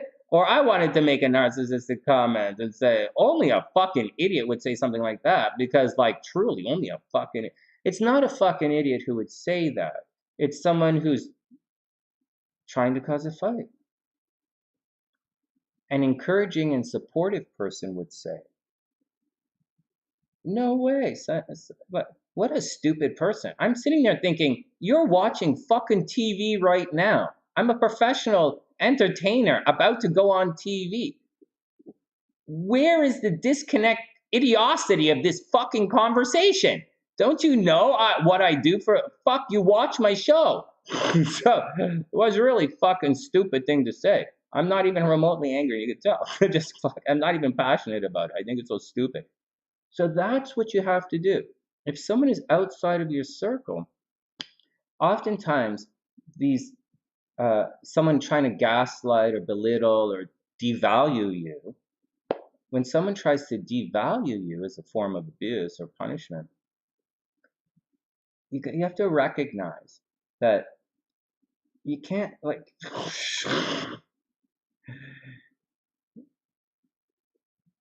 So be cool with it, be tight with your game. Know where you want validation from. Know where you want recognition. Who do you want to have like you. And sometimes, and let's circle around again. Sometimes, and finally, you have to understand how these people communicate. And now these people, I'm not talking about those people. These people, you have to understand how they communicate. And sometimes their punishing language or their narcissistic behavior or their abusive whatever is sometimes that's rapport. For them, like, it's mental illness is mental illness, right? Sometimes they're not doing it to push you away. They're doing it to bring you closer. Like I said, there's a love story between the narcissist and the empath. And once you learn the love story, it all sort of, you tend to become less judgmental of the dynamic, and you understand different roles in and how it's working. And you suddenly understand, you should understand the empath's addiction to narcissistic behavior. But I'll tell you the story another time. Today we're talking about baiting, triggers, emotions, a little bit of mental illness, how to deal. We talked about how everything is bait. Everything can be used, and whether you take up the challenge or not, it's coming your way. The language you guys say is abuse, but the reality is inside the head, it's punishment. The head of the abuser is actually punishing you for something that the abuser went through. I'm going to say that again. You're being punished for something the abuser went through. So I don't think that's fair. But again, if you want them inside, you're going to have to deal with the way they communicate. And that's just the way they communicate. there's no need for us to have a bad day. You wouldn't get mad at a dog for barking. So I don't know why you would get mad at a narcissist for being abusive. So, but then again, walking away doesn't help. Anyways, that's my 2 cents on that. Hey, Rebecca, what's up? Rebecca knows. So check it out. Hey, Jalen, what's up?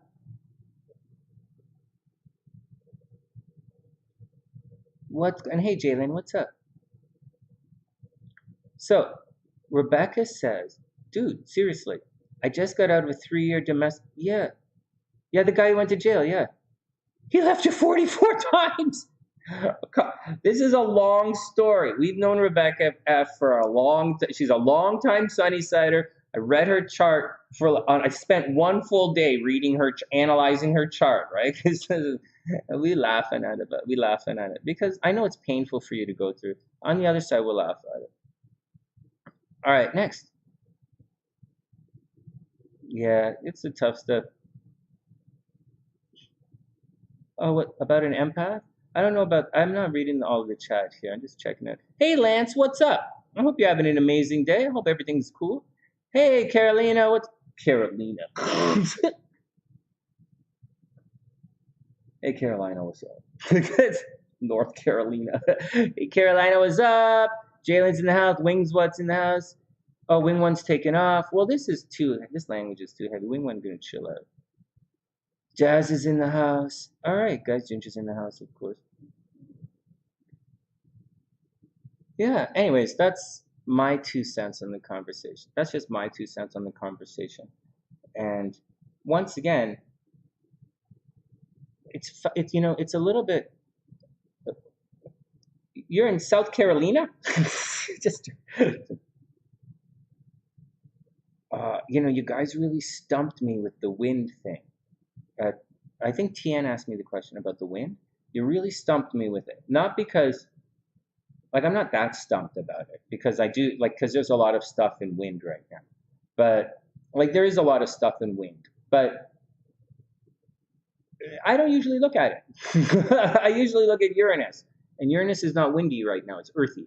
But there's wind happening, right? There's a lot of stuff in Aquarius that's windy. It's a good question. Lance didn't ask the question. I was just saying Tian really got me a little stumped. Not stumped, but made me go, oh. It's good. All right.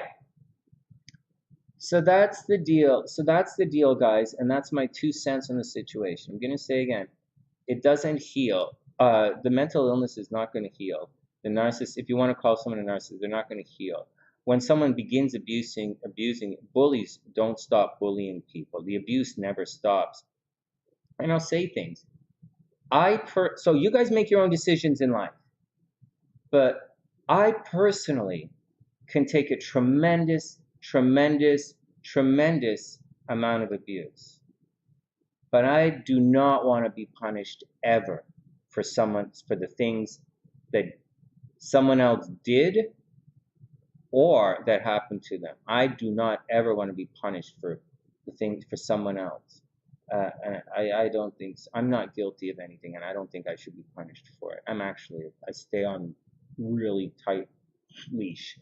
So that's the deal. And it's up to you guys to decide what you want to go through, what you're willing to go through. But you can't rationalize it. I know. I used to come on, Lance says, too much wind and you can kiss your anus goodbye. Yeah. I can't really relate. I can't really relate. Well, it's Annie in Texas, right? It's all of our Texas SunnySiders who really go through the craziness. I didn't realize it until, hey, I went through Texas this summer. It was summertime.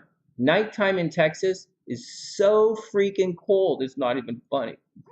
So, anyways, it's not even funny. And Carolyn, yeah, I was supposed to come online during the days and spend a lot of time during the days doing stuff, but I haven't been doing it. Obviously, you guys know that. Anyways, let's move on. So I'm out of coffee, guys. What are we going to do? We're supposed to do the horoscopes right now. Are you guys ready for the horoscopes? If we do the horoscopes, I can't. This is going to go. Oh, what was that? L says, so the abused may abuse. Oh, it's interesting. What did you say before that? Yeah, the abuser becomes the abused. Yeah, memes. There's a legitimate love story. There's a love story between the empath and the narcissist. It's a beautiful love story. And the story teaches you guys how to survive contact with a narcissist, right? Because we're looking at it from the side of the empath and survival of both of you. Because the narcissist isn't interested in survival. The narcissist is addicted to something. And the empath, then both the narcissist and the empath are addicted to something. But the empath has the cognitive wherewithal to, if you listen to me, to stay away, not stay away, but the empath is the one who's supposed to control the dynamic, but they don't. For the most part, the empath gives over all of their power to the narcissist, and the empath, instead of saving both of them, which is what the empath is trying to do, the empath succumbs to the empath's addiction, and the empath lets their addiction destroy them. I know you don't see it like that. You don't know the story. But the empath destroys themselves with their addiction.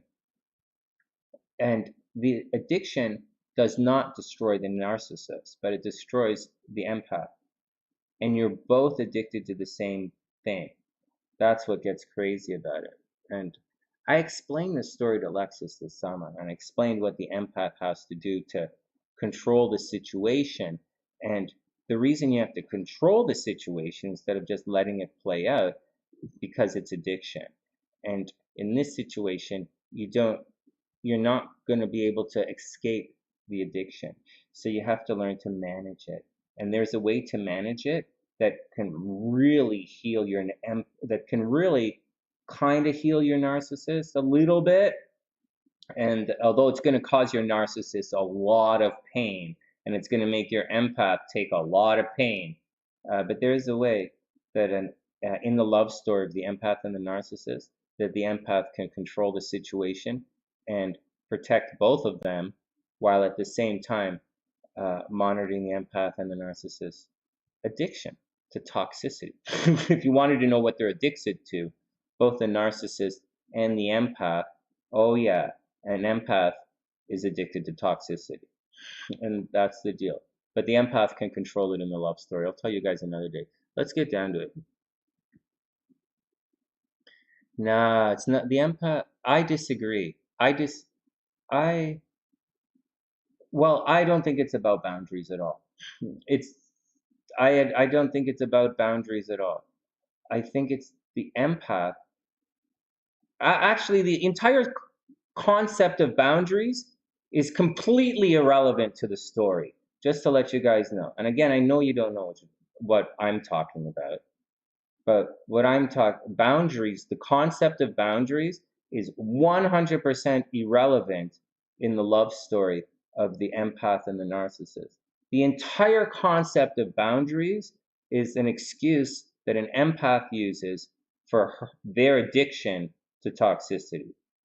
The entire concept of boundaries is an excuse.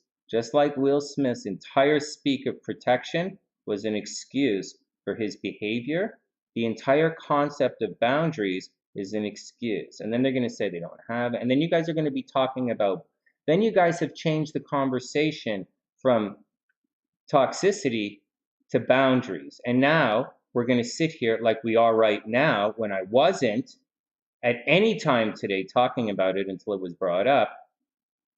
We're now we have now shifted the conversation from what I said you should do, which is reprogram yourself very easily using words, to over here, to now we're talking about boundaries. But at no time in this 2-hour conversation, at this 1.5-hour conversation lecture that I'm giving you, did I mention boundaries. At any time.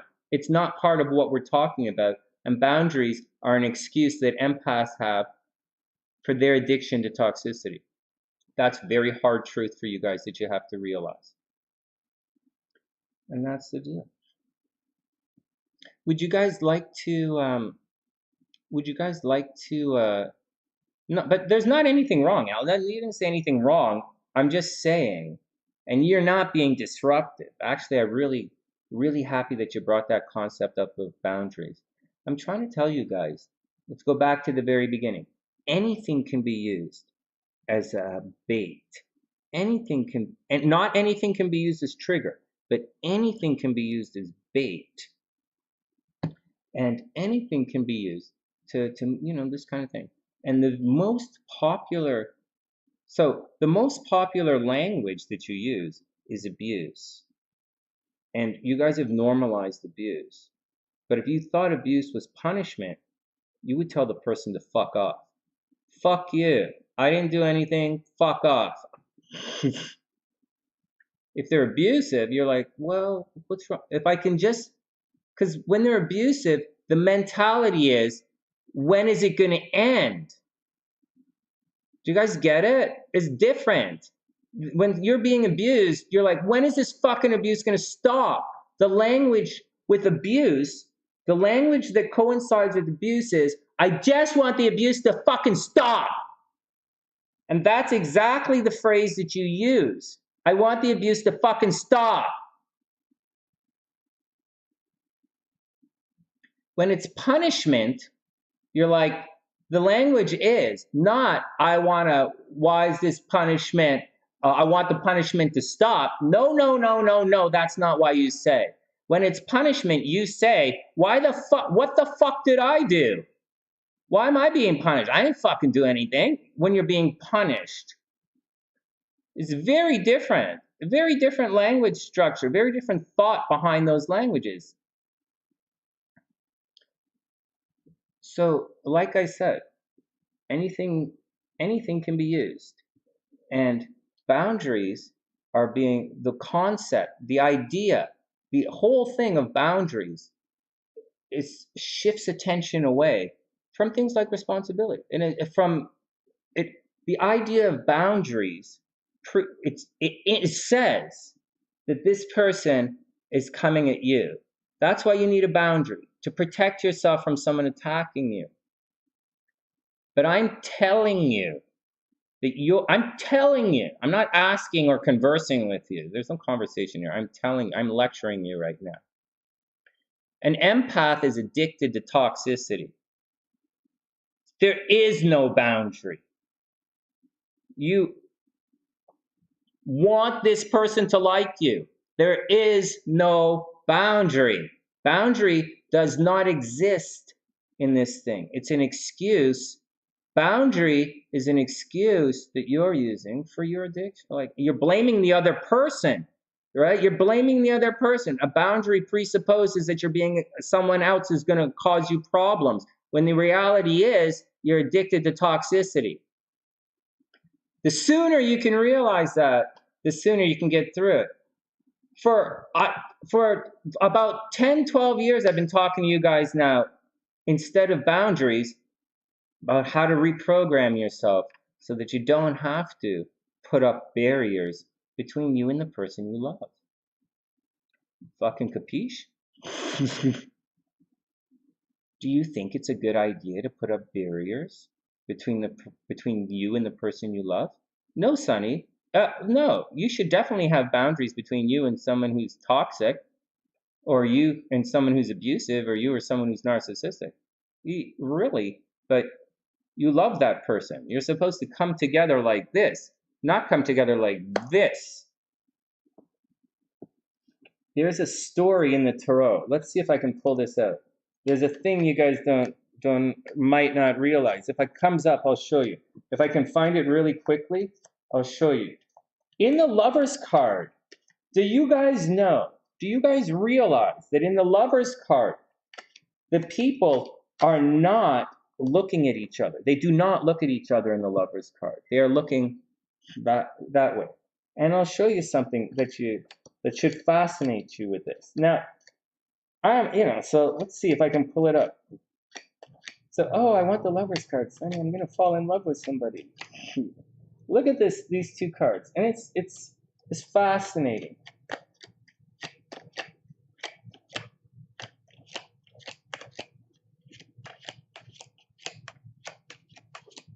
Oh wow, I think the lovers don't exist for Sunny anymore. Okay, watch this. Watch this in the tarot. Watch this.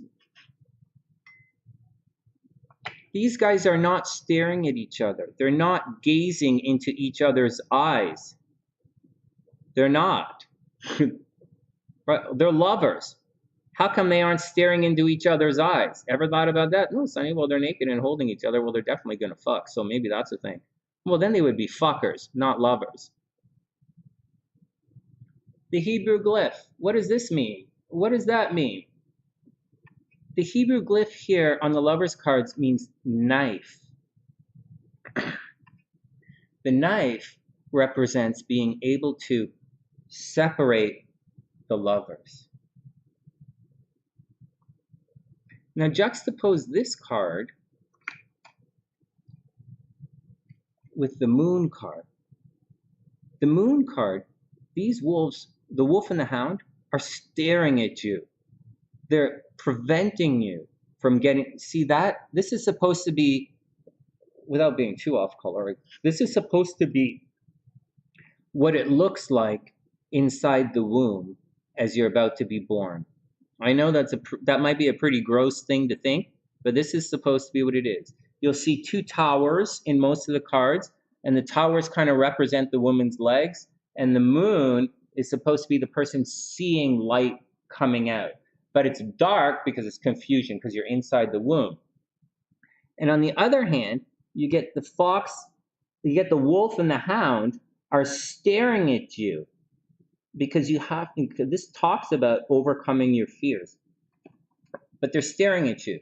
Whereas these guys are not staring at each other. They're looking out, saying, although they're together, there's a little bit of a difference. I just wanted to point that out to you guys. So anyways, this is not about toxic love, by the way. This card means someone's going to come along to change your mind. So these are some ideas. These are some ideas.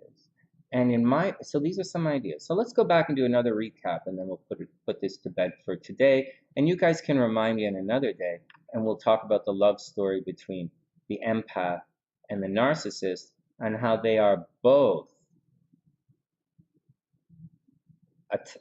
the narcissist and the empath are both addicted to toxicity. You're both addicted to it.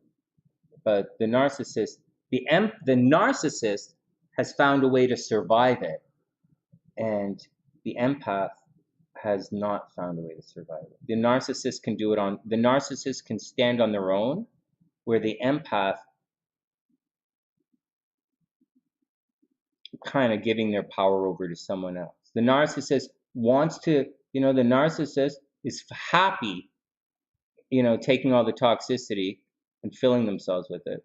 But the empath, I'll tell you guys something really sincerely, and you guys really need to hear this. An empath is not addicted to random toxicity, although they kind of are. An empath wants your toxicity. An empath is complete when they're when they're trying to drain the toxicity from someone. That's what an empath is addicted to. A narcissist addicted to toxicity. An empath is addicted to drain, like a vampire. An empath is addicted to draining or sucking all of the toxicity out of someone.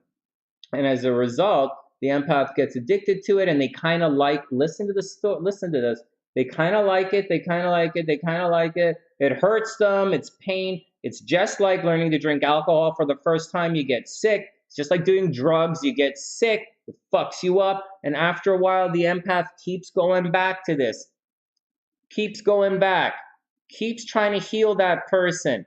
Keeps trying to drain, or not heal, maybe not heal, but they're draining them of their toxins, and they're coming back, and the empath makes all these excuses, but the truth is they're addicted to this. They're addicted to the other person's toxicity. And so That's the deal, man. That's the deal. Once you realize that you're addicted to a drug, you don't need boundaries. You just smile and say, that's my chick. There's so many times I used to say, wow, that's really fucked up. And it would really anger me because it's fucked up. And it's really, it's, it lacks, it lacks streamlined development. Let's just say. It's noisy and it's messy. And I find it chaotic at times.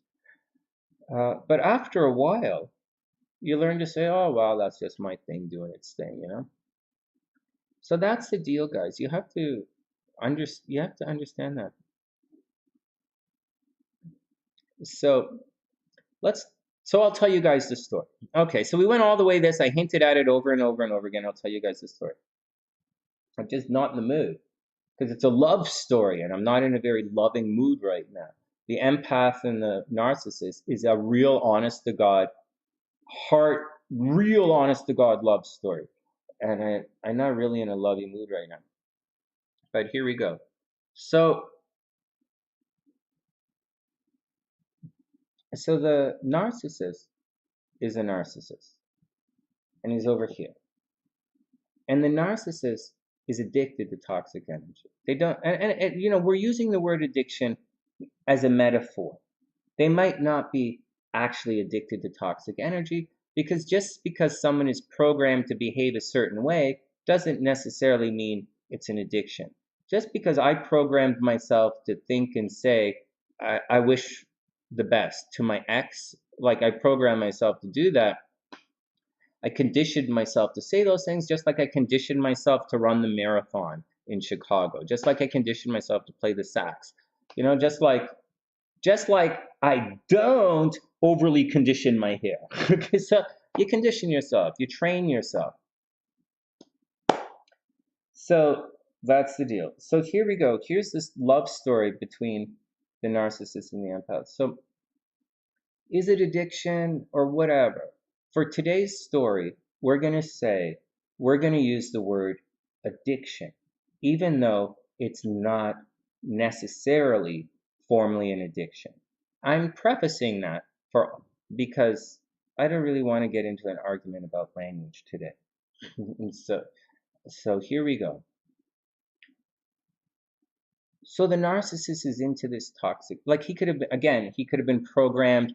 He could be narcissism, could be you see, this behavior is for these people until they learn, take the steps, mental illness, narcissism, take, how many times on the channel do I say lots of baby steps?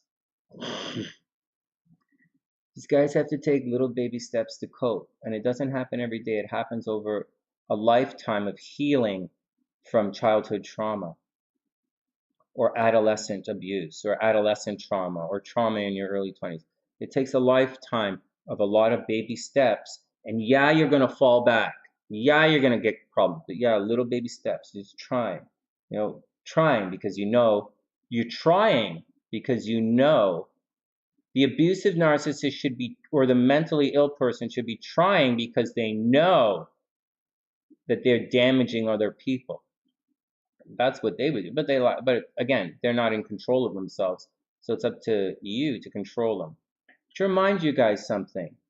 Although you blame the narcissist, it's the empath who has the power. So here we go. So the narcissist is here.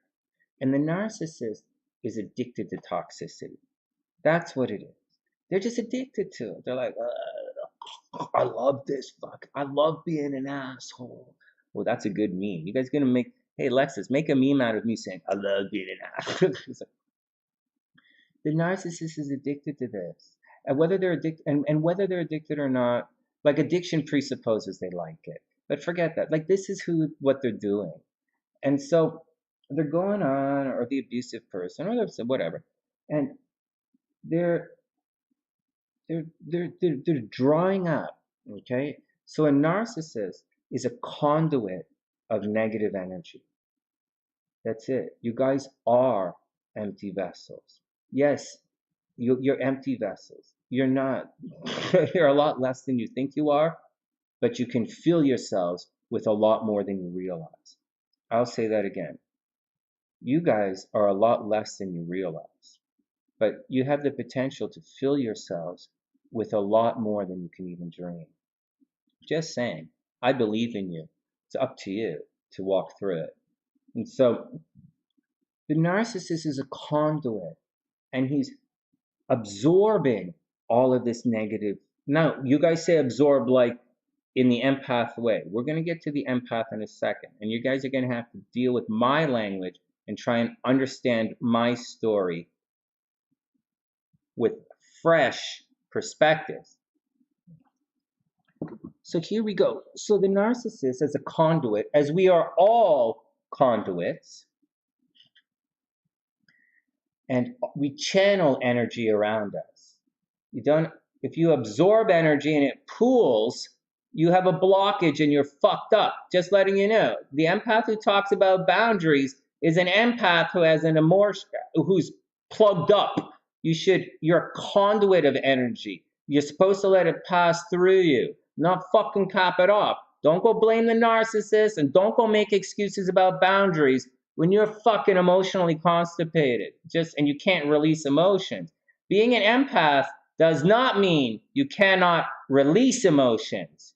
Just saying. Just saying. Just saying. Anyways, let's get back to Sunny's story. So the narcissist is bringing up all of this bullshit, right? And they get used to it and they're doing it. And we're talking about a narcissist here, not someone becoming a narcissist. And they're addicted to this. And not because, and we're using a word like addiction, but the thing is, it's who they are, right? They're just a conduit and they're sucking up this negative energy. For whatever reason, they are bringing up all of this negative energy. But for the narcissist, the negative energy doesn't really damage them that much. Like it could cause problems, but they've allowed this negative energy to be an addiction that they like. And it changes them. And it makes them who they want to be. But the key is it changes them. So, and we're not talking about what caused a person to be a narcissist. We're talking about addiction to toxicity now. And being a conduit, we're being a conduit who becomes addicted to attracting and absorbing negative energy. And just like everyone, the narcissist and the empath have the ability to pass it out through their heads, just like you could go buy a pack of cigarettes and not smoke them, or you could get, you don't have to drink the entire bottle of scotch. You don't have to. So, instead of, they're not letting it pass through them, but that's a different story. So the narcissists are totally addicted to this, and that's what they're doing. Now, one thing you guys don't seem to understand is that the narcissist wants people in here too, not just to be an asshole or an idiot, because the narcissist is human as well. You might not think they're human, and I sure as fuck, for one, personally call a lot of bad names, but they're human, and they want people inside their little love circle too. They really do. And so that you might not realize it, but they do. And then they don't want, it's different. It's different. This doesn't mean I want to do everything in my fucking life with you. This doesn't mean hold my hand with everything I do. This doesn't mean I need a babysitter. This doesn't mean I need you when I'm about to step into the light. That doesn't mean anything that a lot of empaths say and want it to mean, which again, that is the empathic version of toxicity. Did you guys hear that phrase before? How an empath is empathic toxicity? Let's get with this program here. So then I will not tolerate I will not tolerate using good things for bad behavior. I will not tolerate that. So here, the empath, the narcissist, is doing all of this, right? He's bringing it up.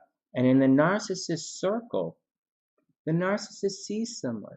And they're like, now remember, the narcissist became a narcissist. The narcissist is just an empty vessel. And somehow, through whatever happened in their life, they became a narcissist. And they think it's okay. They're on the dark side. Whatever. And the narcissist meets an empath and the narcissist falls in love. This is a love story. And so, what are you going to do? So then they fall in love. Now let's look at the empath. So we have, and then we're going to talk about the dynamic and finish the story. So on the other side, chapter 2, the empath, blah, blah, blah, blah, blah, blah. There's this goody-goody. It's an empath.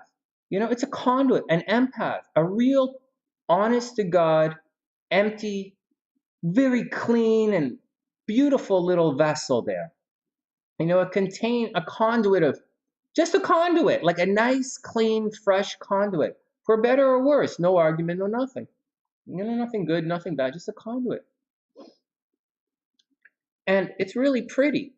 And the narcissist was this fresh, clean conduit at one point in life, because although we're born emotionally, you know, spiritually fragmented, babies are born innocent in this world.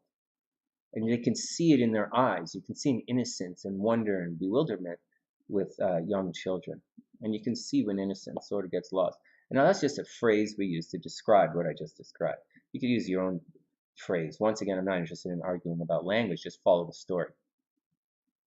So the narcissist used to be like that. The narcissist used to be an empty vessel, an empty conduit, like a clean, nice conduit.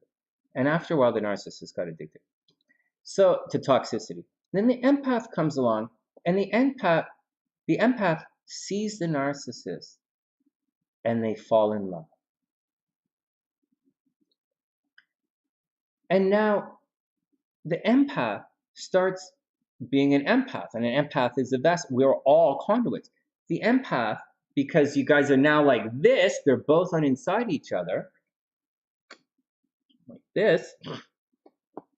The empath is absorbing all of the narcissist's toxicity, as the narcissist, in a very real way, is dumping their toxic behavior, their toxic everything onto the empath. The narcissist is sharing their toxicity with their newfound love. Just like you might share your favorite song with your partner, or you might like say, hey, what's your favorite color? My color is this. You might share a moment. You might share a song. You might share whatever the fuck you share. You're sharing something. The narcissist is sharing his addiction with the empath. Do you guys ever do that with drugs? You guys ever have a drug addict, see a drug addict, then the drug addict wants to share their, like, so here we go. But at the same time, you do it with happiness as well. At the same time you do it with happiness, you know you love somebody, because when something happy happens to you, when something good happens to you, you want to share your happiness with that person. That's how you know when you're in love. When you're in love, you want to share. That's how it works. You want to share your pain, your joys, and you want to share your pain with the people you love. Now the empath is now absorbing as a conduit the toxicity of the narcissist. And at first, it's a little not cool. The empath is like, ugh, and the empath might go talk to their friends. Hey, I just met this guy, but like, he's a little bit, you know, a problem. And they might say things like, oh, he's poison for you. Maybe, whatever. But the empath is like, you know, there's something. But right there at that moment, when the empath is talking to her friend, the empath says, they say, and you've heard this phrase before, there's something about that guy that I can't get out of my head. There's something about that guy that I can't get rid of. There's something about that guy I can't let go. There's something about that guy that keeps me going back. Like, you don't know that addiction is bad for you? Anyways, so the empath goes back. And now they're in love. And here's the part of the story that most of you guys indulge yourselves with, or you allow yourself to get mired in. Here we go. So, in this part of the story, everything's cool. The narcissist is being, they're absorbing toxicity from everywhere because that's what they do. And the empath is draining this toxicity from the narcissist. They're just draining the shit out of this narcissist. And the empath feels good. Oh my God. And the empath goes and talks to her friends. Oh my God, he's going to change for me. He says, yeah, we're going to have kids. Yeah, we're going to get married. He says all this. He's going to change. And I'm changing him, is what the empath says. The empath is doing what the empath does, which is the worst possible fucking thing you could do to anybody in the world, by the way. And so the empath is trying to change the narcissist, trying to stop this. And so, but in the meantime, the empath as a conduit is filling up with all this toxicity. Just like the narcissist did when the narcissist was younger and they were abused, right? When the narcissist was abused and they learned this language, they learned this behavior, they became addicted to the toxicity. They didn't know any other way. There's no other way but toxic and abusive behavior. And the empath is absorbing all of this. And it does make the empath sick. It does. The empath gets sick. It's toxic. It's going to kill the empath. We talk about this all the time on the channel. Your life force energy, your chi. You know, their narcissist toxicity smothers your life force energy. It smothers your chi. You suffocate and you die. And so the empath is feeling this, and they're lashing out. The empath is overdosing on toxicity, and they're becoming addicted to it. And then the empath goes and talks to her friends on the sunny side. The empath goes to talk to her friends, and the friend says, you know what? That guy's toxic. Like, we don't know. Or that guy's addicted to toxic. Like, we don't know. And then they say things like, well, you should put up boundaries between you and the person you love, between you and the person you're addicted to. You should put up boundaries. That's one of the things they say. Or they say you should not be with you should leave the person because of this and this and this and that. But the truth is, you're addicted to it. And, you know, you're addicted. And you're healing the person. You're there to help the other person. The big lie that an empath uses is that they're actually trying to help somebody else, when in the meantime, they're doing the worst possible behavior possible. Anyways, let's move on. So the empath is becoming toxic now, is filling with toxicity. And these people are saying, their friends are saying, you should put up boundaries. They're saying some forms of boundaries involve fighting back. Some forms, or they involve ghosting or silent treatment. And then, you know, some of the forms of boundaries that you talk about are quite narcissistic and abusive and punishmental, is that a word? In their own right. And if the empath begins to do that in this poisoned and toxic state, the empath starts to change, because now the empath is becoming narcissistic, is using narcissistic or abusive language, and they are changing. Drugs change you. Emotional drugs change you. Spiritual drugs change you. And so, but they love it. And that's the point. That's the point in the story where most of you are at. And most of you cannot figure out how to get past this point in life. But I'm here to tell you that there's more to the story. There's a lot more to the story. So we're at the point where the empath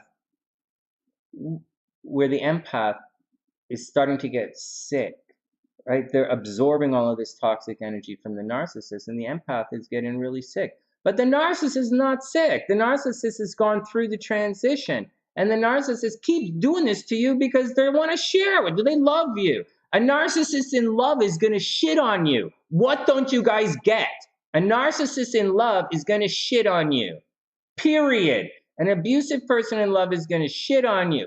A toxic person in love is going to shit on you because they don't understand that concept. It's not part of their reality that I just described. It doesn't come in.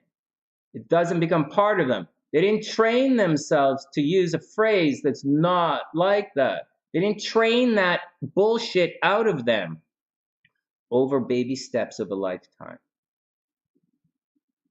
You don't blame the narcissist. So the empath is going through the situation, and Sunny, does not blame narcissists. Sunny just wants narcissists to leave me alone so I can work. We'll come and hang out after the show. Sunny just wants a narcissist to fuck off so I can do my shit.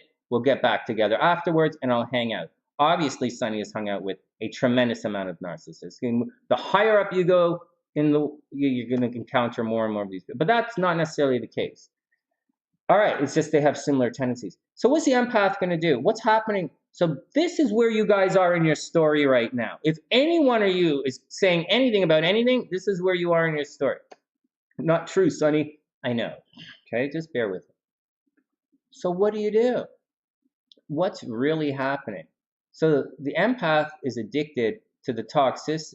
The empath is addicted to draining the narcissist of the toxicity. And whether they're addicted to that or not, we all know that the empath goes and talks to their friends. And maybe it's what the validation of the friends that they're actually looking for instead of the validation of the narcissist. Or maybe the empath just wants validation and they're not getting validation from the narcissist, so they're going to go get validation or a reality check from their friends.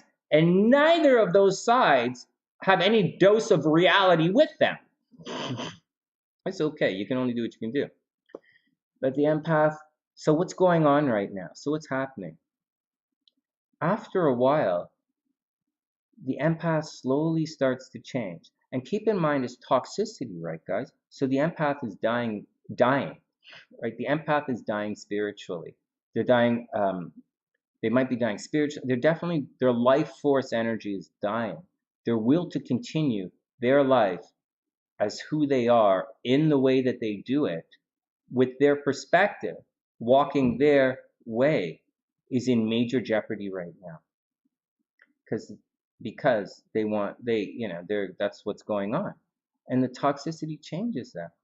And the empath, although they're getting sick from the toxicity, they're getting addicted to it. And it's changing them. And this toxicity is changing an empath into a narcissist. And you can't allow that to happen. So then, or else you're going to be a narcissistic couple who causes problems. And anyways, so not here nor there. We're talking about the love story. So what do you do in that situation? What can you do? What do you guys do when you're filled with toxic energy that you're not supposed to be filled with? Remember, whether you call yourself an empath or anything, you're a conduit. So if you use words like hold on to and blah blah blah and blah blah blah, and we talk about chakras and this and that, and you guys have an entire fucking industry built upon fucking excuses for this addiction that I'm talking about right now, all because you don't know anyways, here we go. After this talk, hopefully you'll learn to deal with your empathic addiction a little better. But you're capped, right? Instead of being a conduit that we preach on the SunnySide for years, you're not. You're capped, right? You're not letting it flow through you. You're not a conduit, right? You don't have the Jesus life force energy within you. Sorry to offend you, but that's the case. That is what's going on. You can't let it pass through you. But that's what being human is about, right? It's not really, I'm not blaming you. I'm just saying we're all here. And by definition, none of us can really do it. So because you can't do it, okay, because you use words like empath like you're some superhuman being, when in reality you're addicted to this toxicity, and you can't let it pass through you and filter it out, what are you going to do? What are you going to do in that situation? You can make up a lot of excuses and say, oh, I'm a superhero, or oh, my astrology sign this, or you can blame people, or you can do whatever you want. But the reality is you're quickly filling with toxic, this toxic essence, and you're slowly dying. And slowly, to someone like, you're gonna seem like you're just talking shit, and you're gonna move farther away in your reality. So what do you do? What do you do? What do you do? Well, you have to heal. That's what I think. So here we go. It's a love story, remember? So the empath realizes she wants to be together with her lover, right? The empath wants to be together with the narcissist. They love each other. Love is a fucked up thing.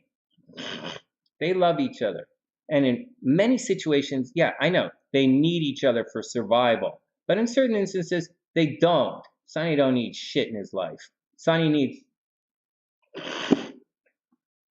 bleach.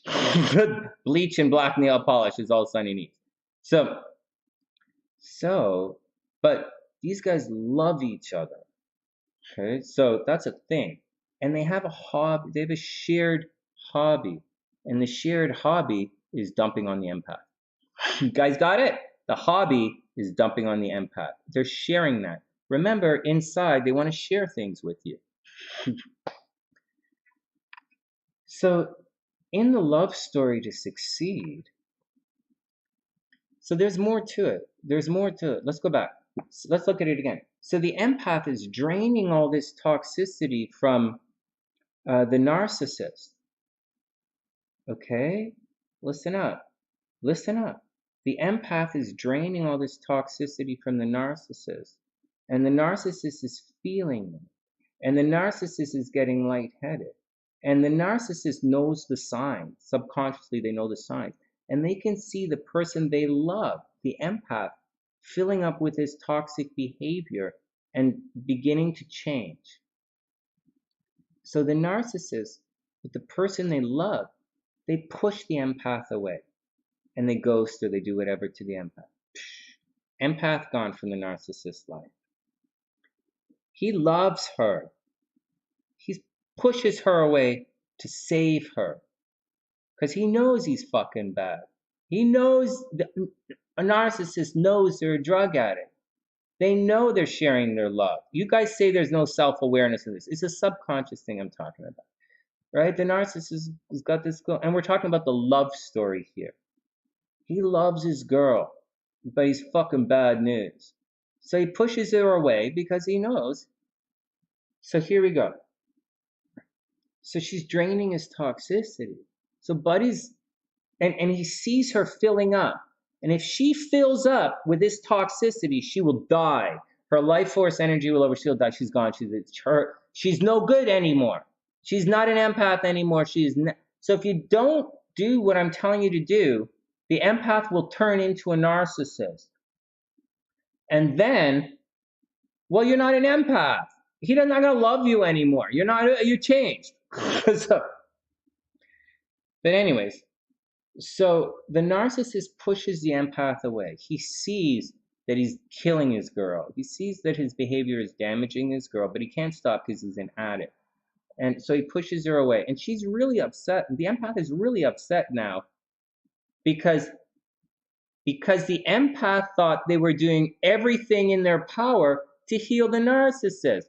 The empath thought they were doing everything, including taking a lot of, let's go back to the words we used earlier, taking a lot of abuse, taking a lot of punishment, taking a lot of this, that, absorbing all of this toxicity. And the empath is gladly doing it because that's what an empath thinks they should be doing, when in reality, they're just an empty conduit. And again, if you're a conduit, a real honest-to-God conduit that lets the energy flow through you, you're not going to and if you don't pool it, you're not going to be saying a lot of the things that you say. You're just saying. Anyways, the empath needs to heal. The empath needs to heal, and the narcissist needs to go back and fill themselves up with toxic energy again. I know we think that the narcissist behavior towards the empath, like we say, narcissistic supply, like the narcissist is doing something to get something from the empath. That's what you guys say and that's what you guys think. But that's not what the story is. That's not a love story. Like, that's a mental perspective of someone taken from someone else. It comes from a bad place. The sunny side does not come from a bad place. We come from a place of compassion and understanding and laughing at people's when they fall. But we pick them up. We dust them off. So the empath is going through, so they love each other. You know, it's a love story. The narcissist goes, and the narcissist is absorbing toxicity anyways. To understand the love story, you have to understand the idea of being a conduit. And a conduit indicates that this stuff is happening all the time around you. And the narcissist isn't really getting supply from the narcissistic support source in the story. Narcissistic supply is coming from anywhere. Just like I said, anything can be used as a trick. Anything can be used as a as bait. Anything can be used in hypnosis as an anchor. And so anything can be used. So it is very, very unbelievably arrogant of the empath to walk around thinking that they're narcissistic supply. Because in reality, although we say that, because in reality, the narcissist can get that at 7-Eleven. A narcissist can walk into 7-Eleven and get their narcissistic supply. A narcissist can walk into a donut store and get a narcissistic supply. They don't need you to be a narcissist. They are addicted to toxicity in this story. Let's get back to it. So what are you going to do? So the narcissist loves his empath. So the narcissist pushes the empath away, but the empath is addicted and comes back. And it goes back and forth until blah, blah, blah, blah, blah, blah, blah, until the empath either becomes a narcissist or the empath dies. And so that's how it works. So that's how it works. But in the love story, it's different. The narcissist, the empath knows that the empath, that the narcissist is addicted. We know that the empath should know that the narcissist is a broken vessel. The empath should know that inside is someone different. And yeah, those are all phrases that people who say they're empaths have said to me. So as it progresses, the empath has to stay away from the narcissist so the empath can heal. That's what it is. They have to let all of the toxicity drain from them and just heal. I didn't say you have to stay away forever. I didn't say you have to break up with someone. I didn't say you have to ghost anything. I said the empath has to heal and let the toxicity drain from them. But the problem is, or let it pass through them, right? Imagine noise. If there's constant noise coming from a narcissist, you just won't need to get the noise to stop a little. You know, clear it out, clear your head. It's okay. And so the empath has to cleanse themselves from this toxic behavior. And a strong empath will. You know, a weak empath will hold on to it. And they will make excuses and come say, Sonny, you don't know what you're thinking. Although I'm pretty much so like, all right, so the empath has to heal. And I guess there are ways to heal. And then the empath loves her narcissist. So the empath goes back. And they cannot expect it to be different, because why would they expect it to be different? So the empath isn't completely clean, right? All of this toxic energy, being around toxic energy will change you. Even if you're spiritually minded enough, or you have strong enough life force energy, or you're strong enough emotional conviction to say, no, that's not me. Maybe you're one of the people in the world who says, yeah, all those other people are saying it, but I'm not. I hold myself to a different standard. I don't use those words. Or I would never call somebody that. You know, that's not who I am. Again, we're talking about entering into the reality. There's a bottom of a fundamental truism that's going through this entire lecture today, and it has to do with what's inside of you. If love is inside of you, you're going to love. If, you know, whatever. And so, as they're moving along, so the empath has to heal, but the empath is also slow, you know, they're addicted to this toxicity and it's filling them, you know, and they're always, they can't, you know, and so, but at the same time, now we're talking a healthy narcissist empath love story. At the same time, the narcissist, in his fucked up way, is saying, yeah, my chick's, yeah, she digs this shit, whatever, fuck, yeah. And so, gonna fill himself with some toxic shit, or the narcissist is gonna go hang out with other narcissists, or the toxic person is gonna go absorb a lot more toxicity, because they're addicted to it. They create it. And then the empath is gonna go back, because they love each other, and then the empath is going to try and heal their narcissist again. The empath is going to drain all this toxicity. And then the empath is either going to become a narcissist and they break up, or the empath is going to realize that this is a situation and they're filling up the toxicity in the empath, who cannot actually be a conduit, but you're a vessel who carries bullshit, right? Instead of being a conduit and letting it pass through you, you're a vessel carrying bullshit, other people's toxic bullshit. So, and then when the empath gets too full, right? They got to back out. They got to break. Holy fuck, I'm fucked. I need to go for it. And that's when you have to go for a walk to clear your head. That's when you don't fight back. That's when you recognize in life, when things like we talked about earlier, holy shit, that's bait. I better walk away. I've had enough toxicity for today. That's bait. I need to walk away. Or how about, oh my God, it's coming back. I can't take it anymore. That's too much drugs. I can't take any more toxicity. You got to lay it down. And so it's when the empath has to take a walk. And there are a lot of things you can do. Go for a walk to clear your mind. Go read a book. Go jerk off. I don't fucking know what you could do to clear your brains. But you have to do something to clear your brains and help become a conduit instead of a toxicity addicted vessel. And that's how it works. I'm not blaming anybody here. I'm just saying there's a very, very beautiful love story. And a lot of the things that you think a narcissist is doing in the love story, the narcissist loves his empath. And the narcissist sees the empath filling with this toxic energy. And the narcissist is not stupid. Even they know if this girl turns into a narcissist, they're done. He's gonna get rid of her. So he pushes her away to heal her. You know, in the story. In reality and psychologically, maybe not. But in the story, the narcissist pushes the empath away to heal the empath. And the empath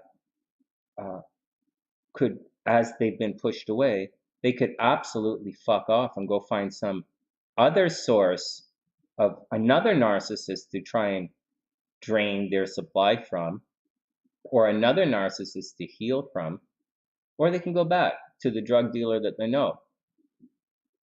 It's been my experience. I don't know. Some people break away, some people don't. Some people give up addiction, some people don't. But at the bottom line, that's it. That's the love story between the narcissist and the empath. They're both conduits. And it's just that the narcissist kind of went through it earlier on in life. When the narcissist was a conduit or a broken vessel earlier on in life, they encountered something perhaps that turned them into a narcissist. They began to believe that that is indeed the way.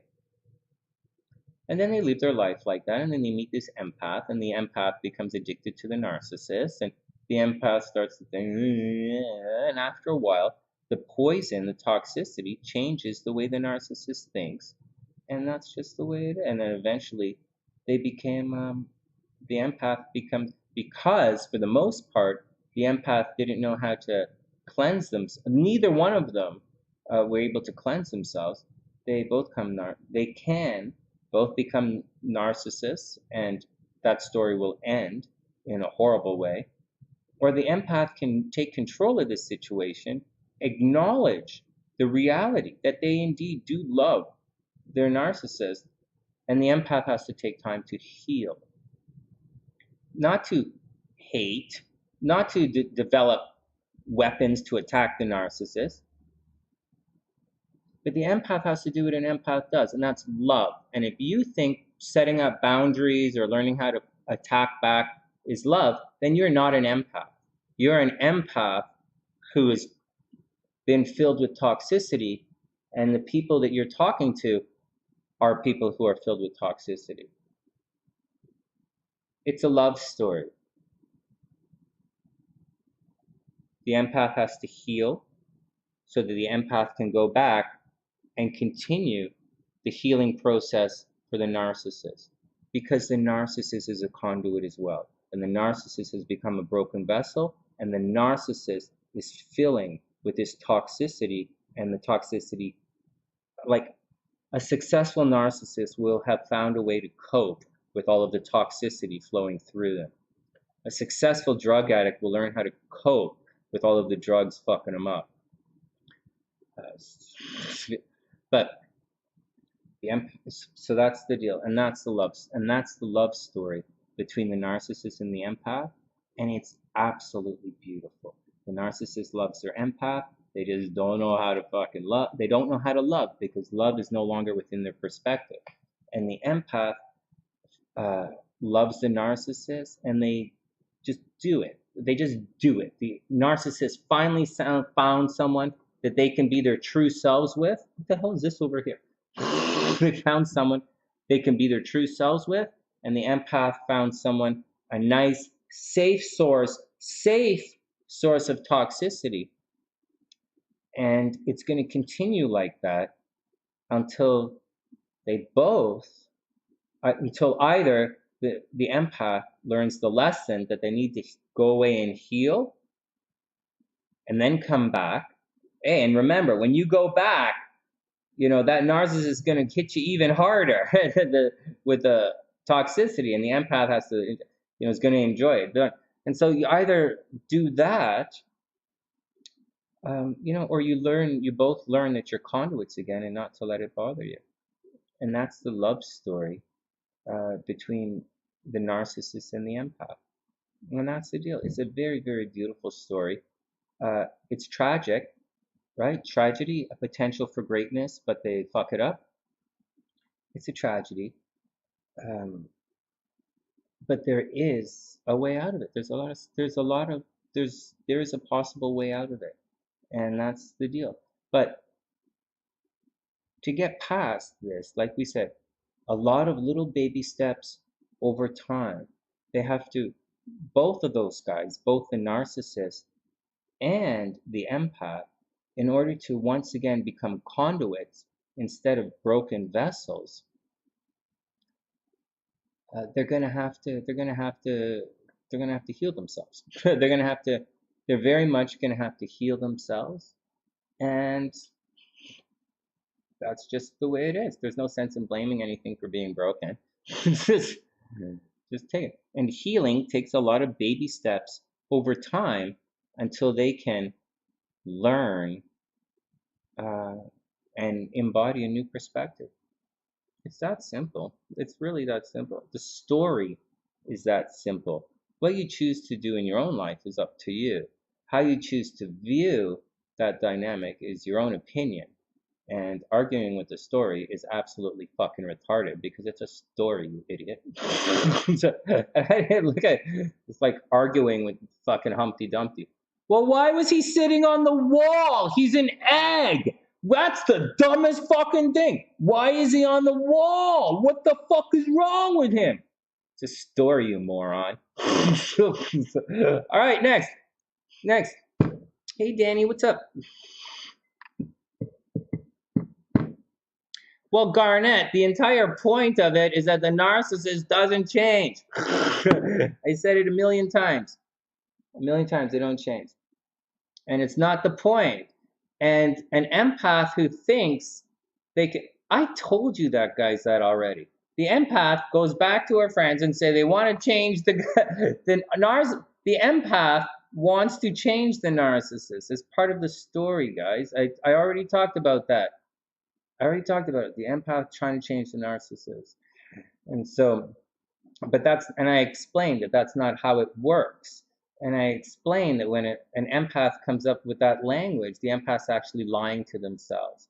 And I also explained that trying to change anyone like that is one of the absolute worst things in life you can do. And what you don't realize is you have to, as I said in the story, and maybe you do realize, what I said in the story was, they, this is who they are. What I said in the story is, the empath will begin to use narcissistic tendencies and tactics, and they will use those tendencies and tactics to lie to themselves, because they're not this conduit. They're unable to be a conduit. Instead, they're a broken vessel. And, you know, and that's all I hear. That's all I hear. I know the story. I know the story inside out. And I know it. And I teach the story to people. In this situation, I teach the story to people and hopefully use it as a perspective. So just like when a narcissist comes up using narcissistic tone to me, I just roll my eyes and it reinforces what I already know. That person is fucking stupid, because nobody fucking does anything that stupid. Or why the fuck is this person talking to me anyways? And so, right, you have to be strong in yourself. So when I hear this stuff from empaths, I got to be honest with you guys, after all of these years, and again, I'm a lot older than I seem, so when I hear this stuff from empaths, or a narc, anything, from either side of the story, guys, from either side of the story, all you guys, all in my brain is all bullshit. All I'm hearing is bullshit.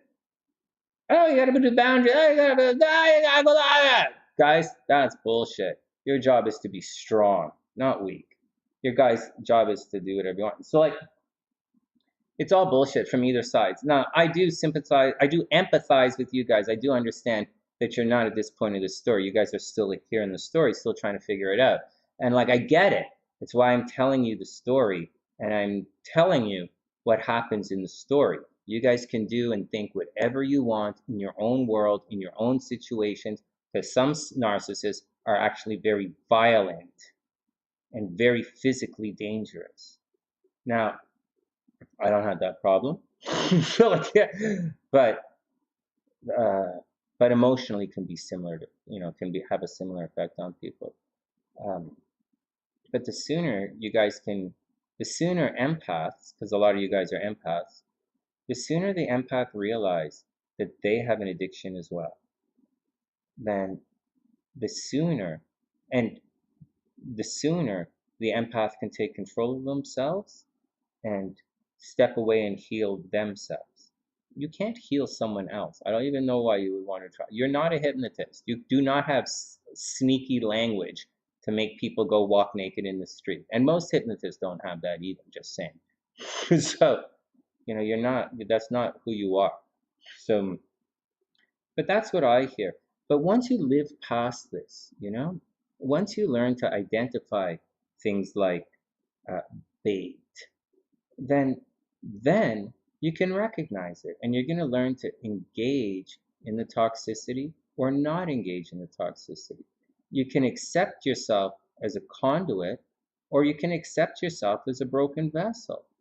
But words like the narcissist will never change has nothing to do with conduit. I use words like conduit and vessel, and you. Empath. My language. I'm talking about an empath returning to being a conduit, not a broken vessel. That's what I'm talking about. I know why the fuck you guys are talking about narcissists. I'm talking about empathic healing. I know why the fuck you guys would bring that up. But then again, I'm warning you guys against yourselves. Watch out for your own, and that you don't realize what you're doing. It's subtle. Just like bait, it's just bait, man. It's just bait. The narcissistic abuse comes afterwards. And that's the deal, guys. That's my last 2 cents. I wanted to talk to you guys today about mental illness, on my perspective on mental illness. I wanted to tell you my perspective on, how to deal with certain things. I wanted to tell you guys how to, I really wanted to tell you guys about bait, right? I know, and then we went on into the love story between the empath and the narcissist, which is an absolutely beautiful love story. Because you guys still missed the fucking point that the narcissist loves his chick and he pushed her away so she didn't fucking poison herself. So before you go blaming every narcissist in the fucking world, he's tried to save her from her own fucking addiction. Just saying. The narcissist knows this because they already went through it and it wrecked their fucking life. They already know. There will be a test. So there will be a test. So that's the thing. Then, like, when you realize, okay, go back to punishment. When you guys think it's abuse, you'll take it. When it's abuse, you're like, oh fuck, that guy's being abusive. I want it to stop. When it's punishment, you ask yourselves, what did you do? So ask yourself, what question are you asking yourself right now? When you think narcissism, what are you asking yourself? What are you saying? The other person has got a problem? Or are you saying, why am I being punished? So that's the deal. That's the deal. Anyways, the empath has to heal. Anyways, it's a love story. The empath loves the narcissist loves the empath. They're both addicted to toxicity. They are both addicted to toxicity. And the empath who's addicted to toxicity, those guys are they're the people walking around like you. Oh, I wish you love and light as I fucking stab you in the back. Like, right? That's like those one of the, oh, Nastame, whatever the fuck, you know? Oh, man. So, like, what are you going to do, guys? Well, I'm telling you, in the story, the narcissist doesn't heal. I don't even know why you're talking about healing, narcissist healing. It's an excuse you use because that's your addiction. And so, it's the empath who heals. And the empath keeps returning to try and heal, right? That's their drug. They're trying. Or they're trying to do whatever, right? You're trying to have the person in here. And so that's what's going on, guys. That's the deal. So watch out for it. It's hidden everywhere. Everything can be used as bait. So watch out for it. Once you sense it, it's coming and there's nothing you can do. As such, every single thing in the world is an excuse. Watch that you're not making excuses for your behavior. Watch that you're not blaming other people for your behavior because that's abuse. That's narcissism. Once you guys start saying things like, oh, the narcissist is good. Yeah. In the story, as I just related to you, the empath fills with toxicity. And as the empath is filling with toxicity, they start to use toxic phrases. They start to use narcissistic phrases. The empath begins turning into this narcissist. It doesn't necessarily happen overnight. Sometimes it takes a lot of time. And like I said earlier, the narcissist does not know any other way. Like, it's not part of their reality. They might see it, but they disregard it. It's not part of their internal makeup. And the empath, they might still have a support network where they still see that that is not the only way. The empath might still see that's not the only way. You might come to the sunny side and I will tell you that's not the only way. And I did not at any time say that either way is the right way or the wrong way, but I guess I'm having a feeling that my words are resonating with you and you're feeling as if my words are saying you're doing something right or wrong, which I'm not in any way, shape, or form. All I'm doing is telling you a story about a narcissist and an empath, and the love story is all I'm telling you. And it's up to you to like make your own decisions in life. In the story, and I'm telling you, in the story, the empath is slowly turning into a narcissist. This toxicity is slowly changing the empath. And the empath has to very clearly leave and go heal. For the most part, if the narcissist, it's too late. Like the narcissist, can it like can Darth Vader really change? You know, how many of them out there have the ability to change? Yeah, so that's the deal. So that's the deal, and that's the answer. That's the deal. That's the deal, and that's what the moral of that particular, or that's what that story wants to tell us. And that's the deal this morning, and that's it. Any questions, stuff?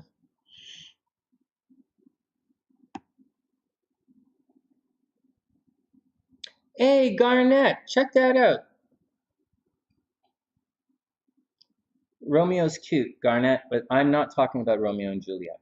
And so Garnett got out of it. You see, Garnett, you're a success story. Okay, success story is a value judgment. I'm not supposed to do that, but you survived it. Garnett says the narc would constantly hit her. She healed, and they'll never be around another narcissist.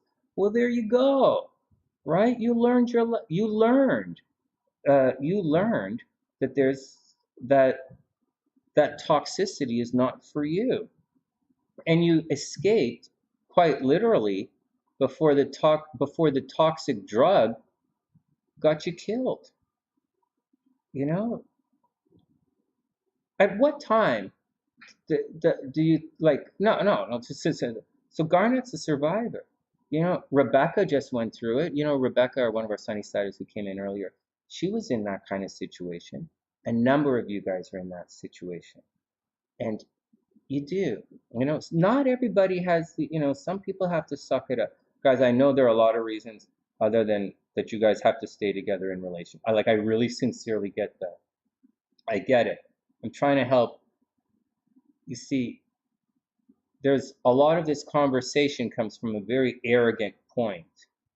It comes, this entire conversation I'm having with you guys stems perhaps, or might come across as a very aloof and arrogant language, or insensitive to anybody's situation.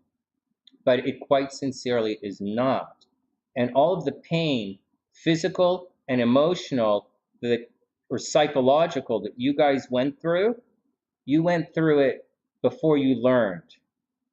And you don't get mad at a kid for being a kid. And Garnett learned her lesson. Sounds like a Rebecca learned her lesson. The SunnySiders, some empaths, they learn. Some drug addicted people are able to kick the drug. Some of them really are. But let's not be too hard on everybody going through the situation, and let's hold people's hands, because sometimes people have to stick it out for their entire lives because they can't do anything else. I know some of you are together because, obviously you like the guy. Obviously you kind of love the guy.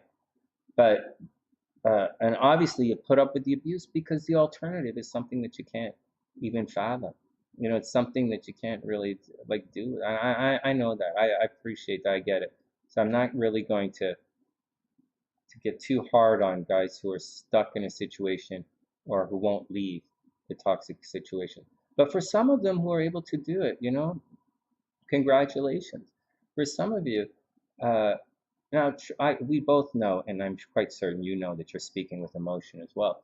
But, and me too. But I have a lot of, congratulations. What am I going to say? What am I going to say? But give you a big hug and congratulate you. Like Garnet right here. I give her a big hug and congratulate her. This is fucking bullshit you went through. Serious bullshit you went through, and it's good that you got out of it. Right. All right, what else is going on with you?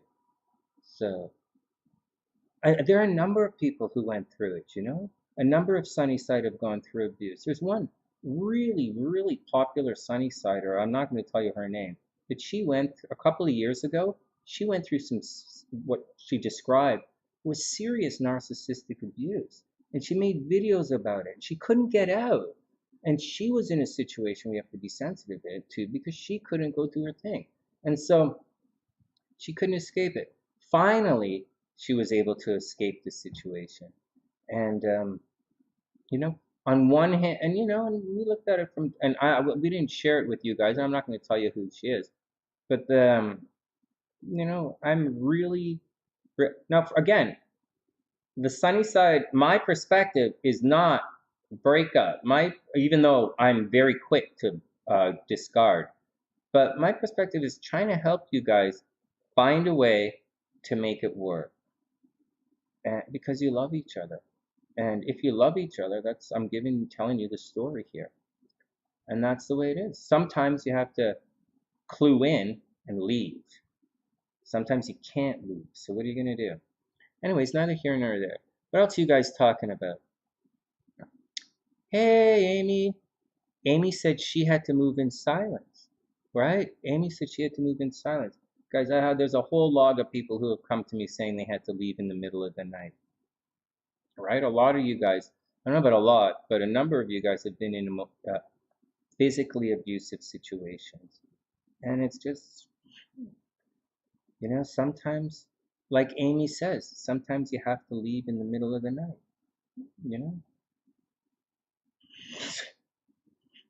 A number of you guys have told me that you had to leave in the middle of the night. A number of you guys. So there you go. This is tough. Yeah.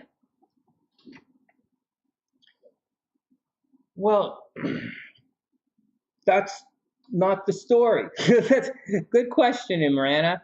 Good question. I don't have a love story of two narcissists coming together. I don't. The story I have is between the narcissist. The love story that I have is between the narcissist and the empath. And you guys would be lying to everyone on the planet if you said that the empath didn't love the narcissist, even though the narcissist was attacking the empath every day. You'd be lying to everybody if you said the empath didn't love that person. So everybody loves a narcissist for some fucking reason. So everybody loves Jada Pinkett Smith. Everybody loves Will Smith. What the fuck? No, they're not narcissists. I don't know I don't know. I don't know about those guys. I don't know. So that's the deal. Yeah. And here on the sunny side, and for those who don't know, Sonny is a hypnotherapist, although I don't practice anymore. I am the one who wrote all those scripts that hypnotherapists around the world use now. And yeah, I just consulted on another guy's book yesterday. So this is fresh in my mind. And every once in a while here on the sunny side, we take a moment and we talk a little bit about mental illness. For years and years and years on Facebook and on YouTube here, the sunny side has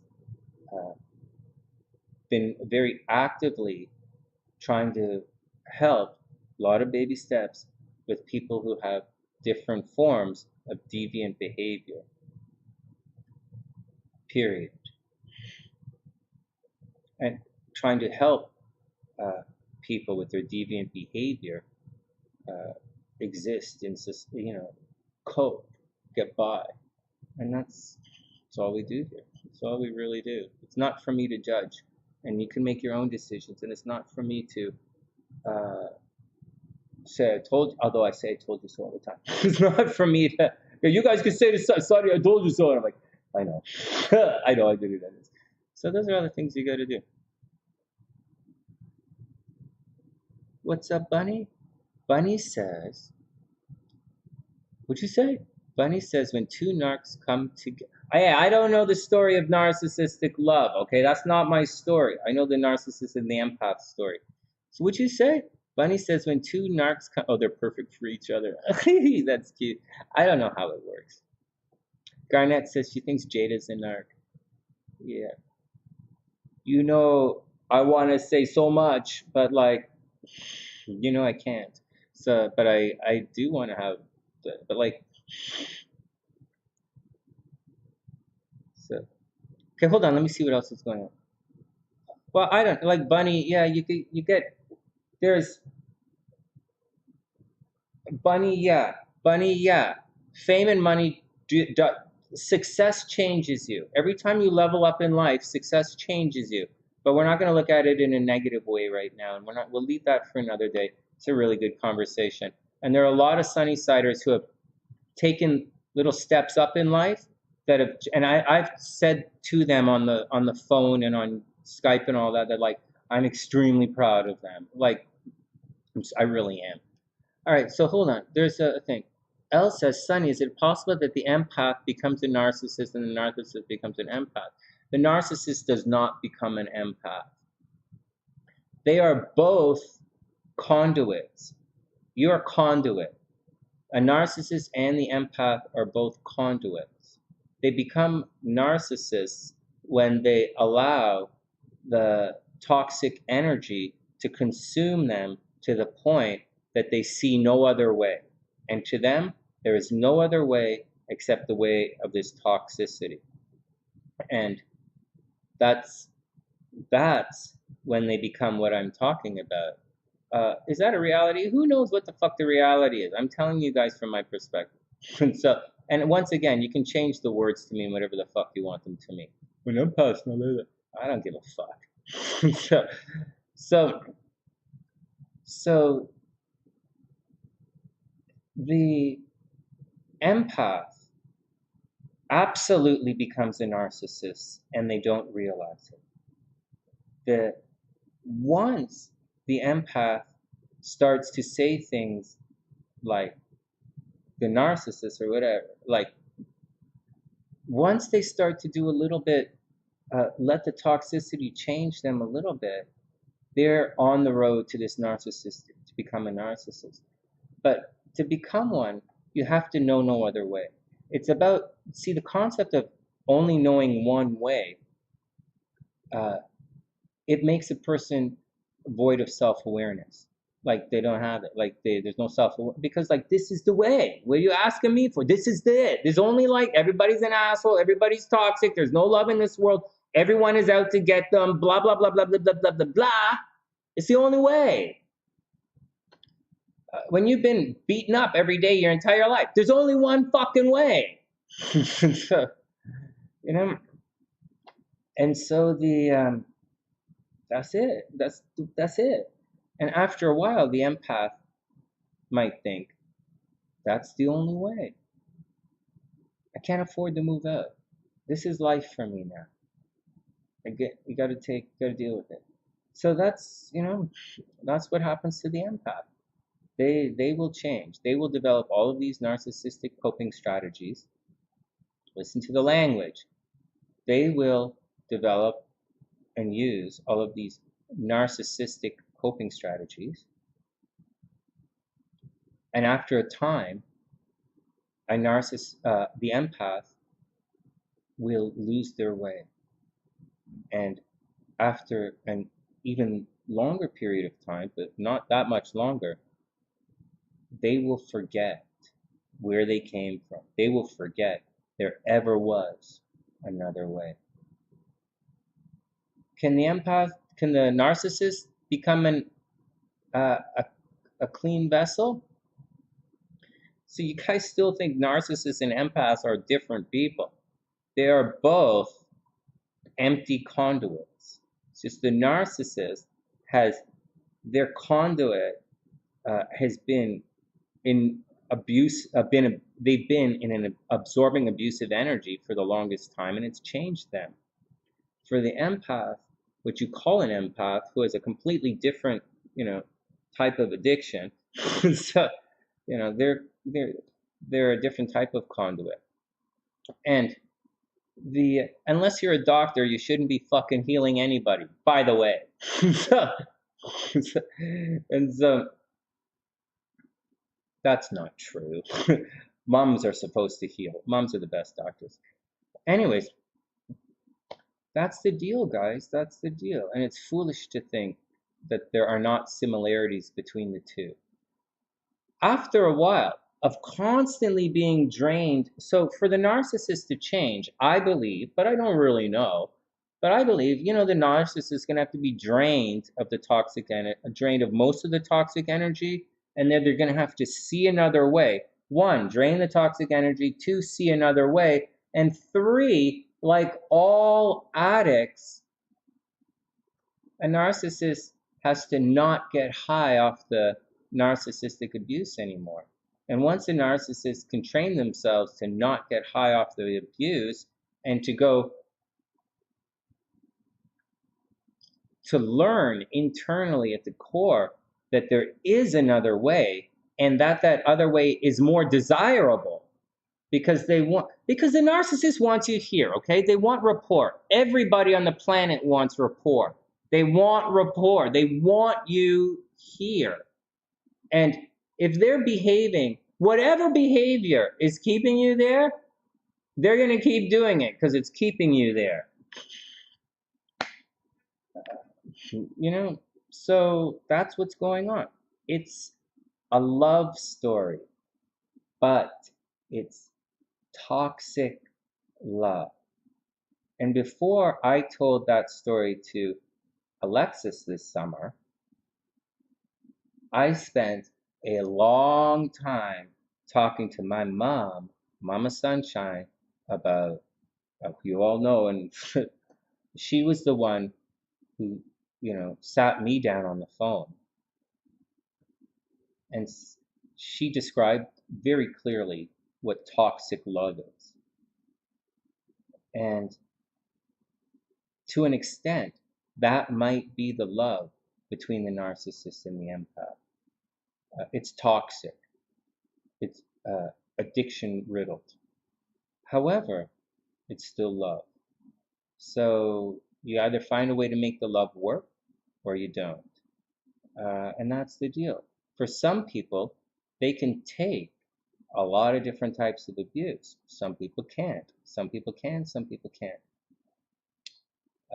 And you can justify whether it's right or wrong. That's not for me to say right now. And so that's the deal. I personally think if you thought of it as punishment, then you would leave a lot faster. Just in my 2 cents, if you sat there and thought, why am I being punished for something today? I didn't have anything to do with any of that bullshit. You would leave a lot sooner, you know. But it's the language, right? Whether you think, oh, I'm just being abused. Well, I can put up with abuse. They're having a bad day. Everybody puts up with abuse. But nobody wants to be punished for shit they didn't do. Watch the words you say yourself. What is everyone? Hey, Dr. P, what's up? Sorry, I missed what you said.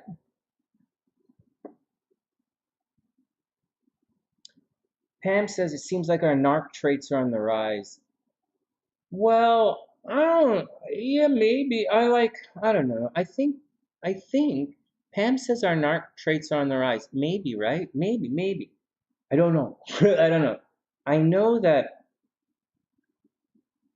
voices are on the rise. Technology has led to more people being able to be heard.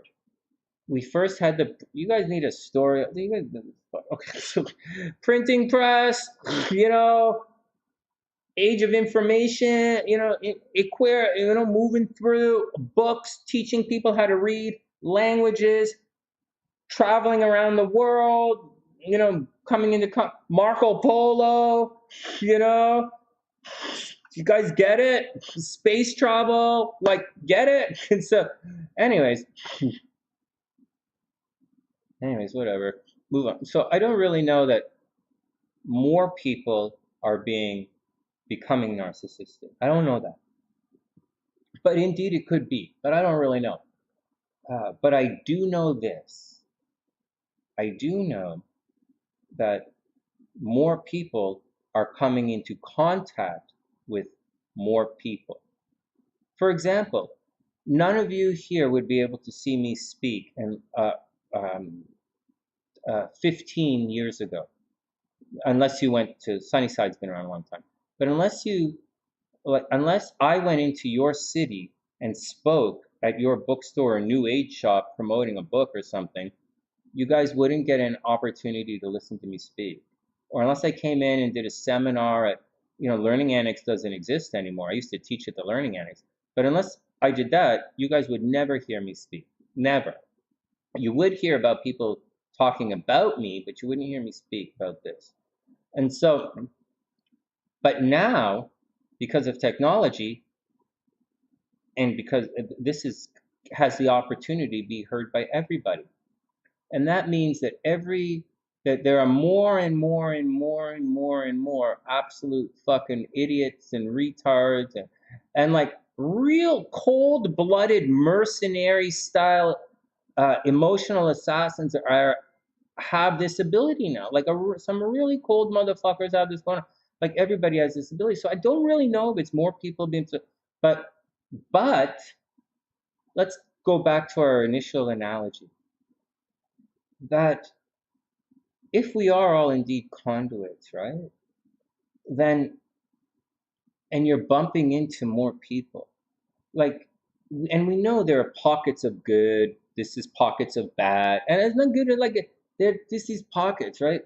And we know that you guys are all conduits, right? You're all conduits, you're all broken vessels. So as you're moving through this stuff, you have the opportunity now to bump into and absorb more and more toxic energy than you may have had before. And as you're absorbing as a conduit more and more toxic energy, you now have the ability to go spread toxic energy to other people, whether you realize it or not. You're absorbing the toxic energy. Like I said, sometimes we don't even know when we're absorbing it.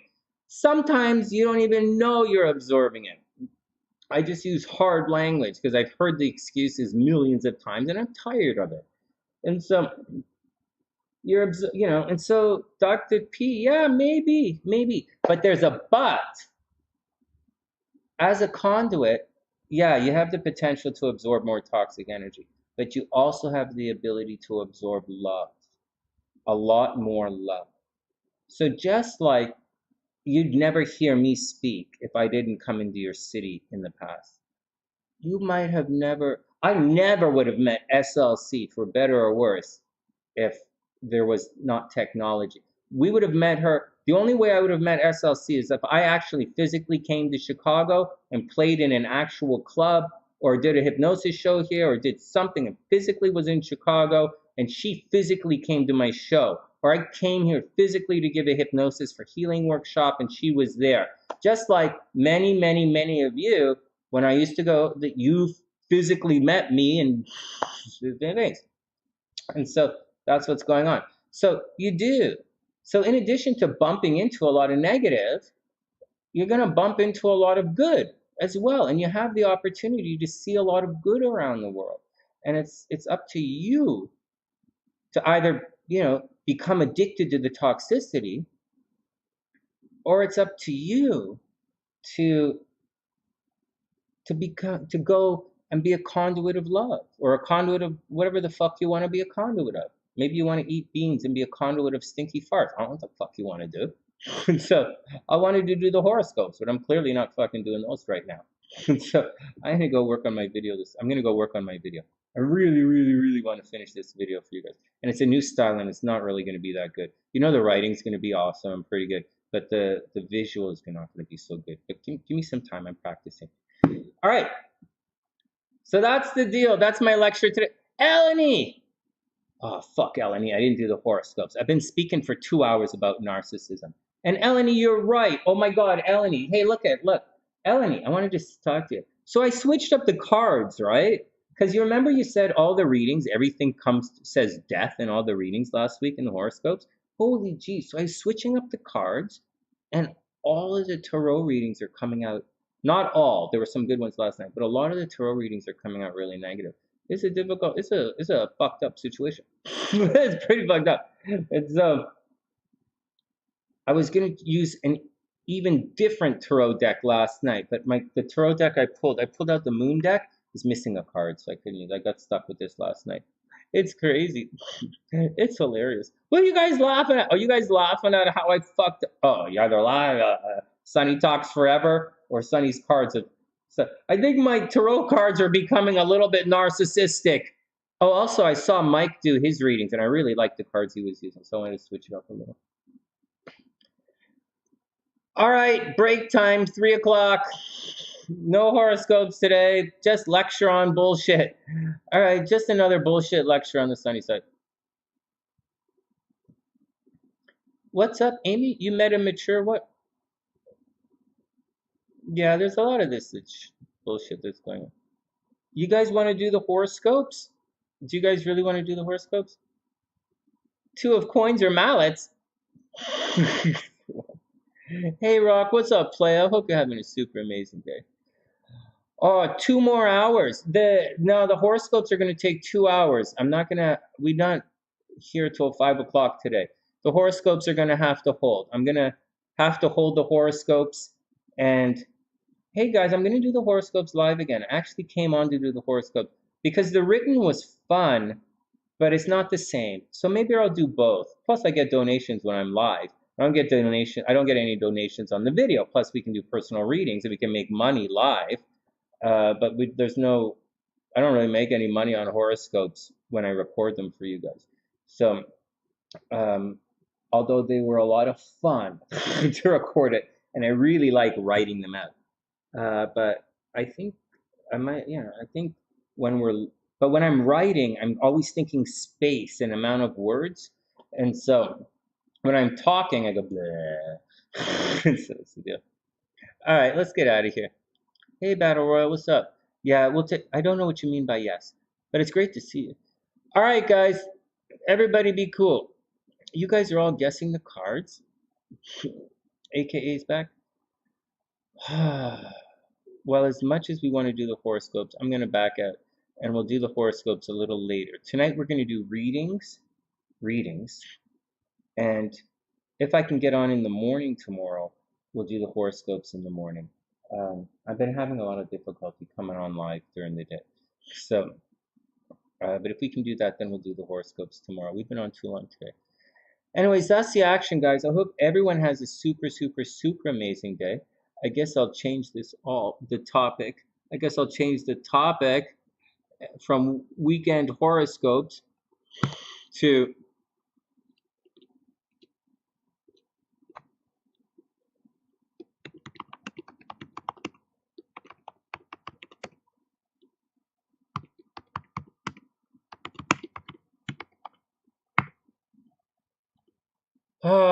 this is so people don't get fucked up. I'm taking a break.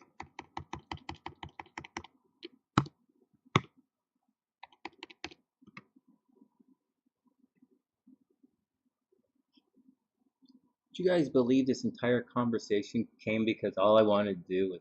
Anyways, I'd love to tell you, but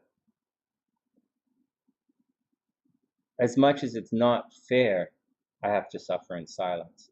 Maybe someday I'll tell you guys, but for now, I'm just going to tell you the stories as I know the story.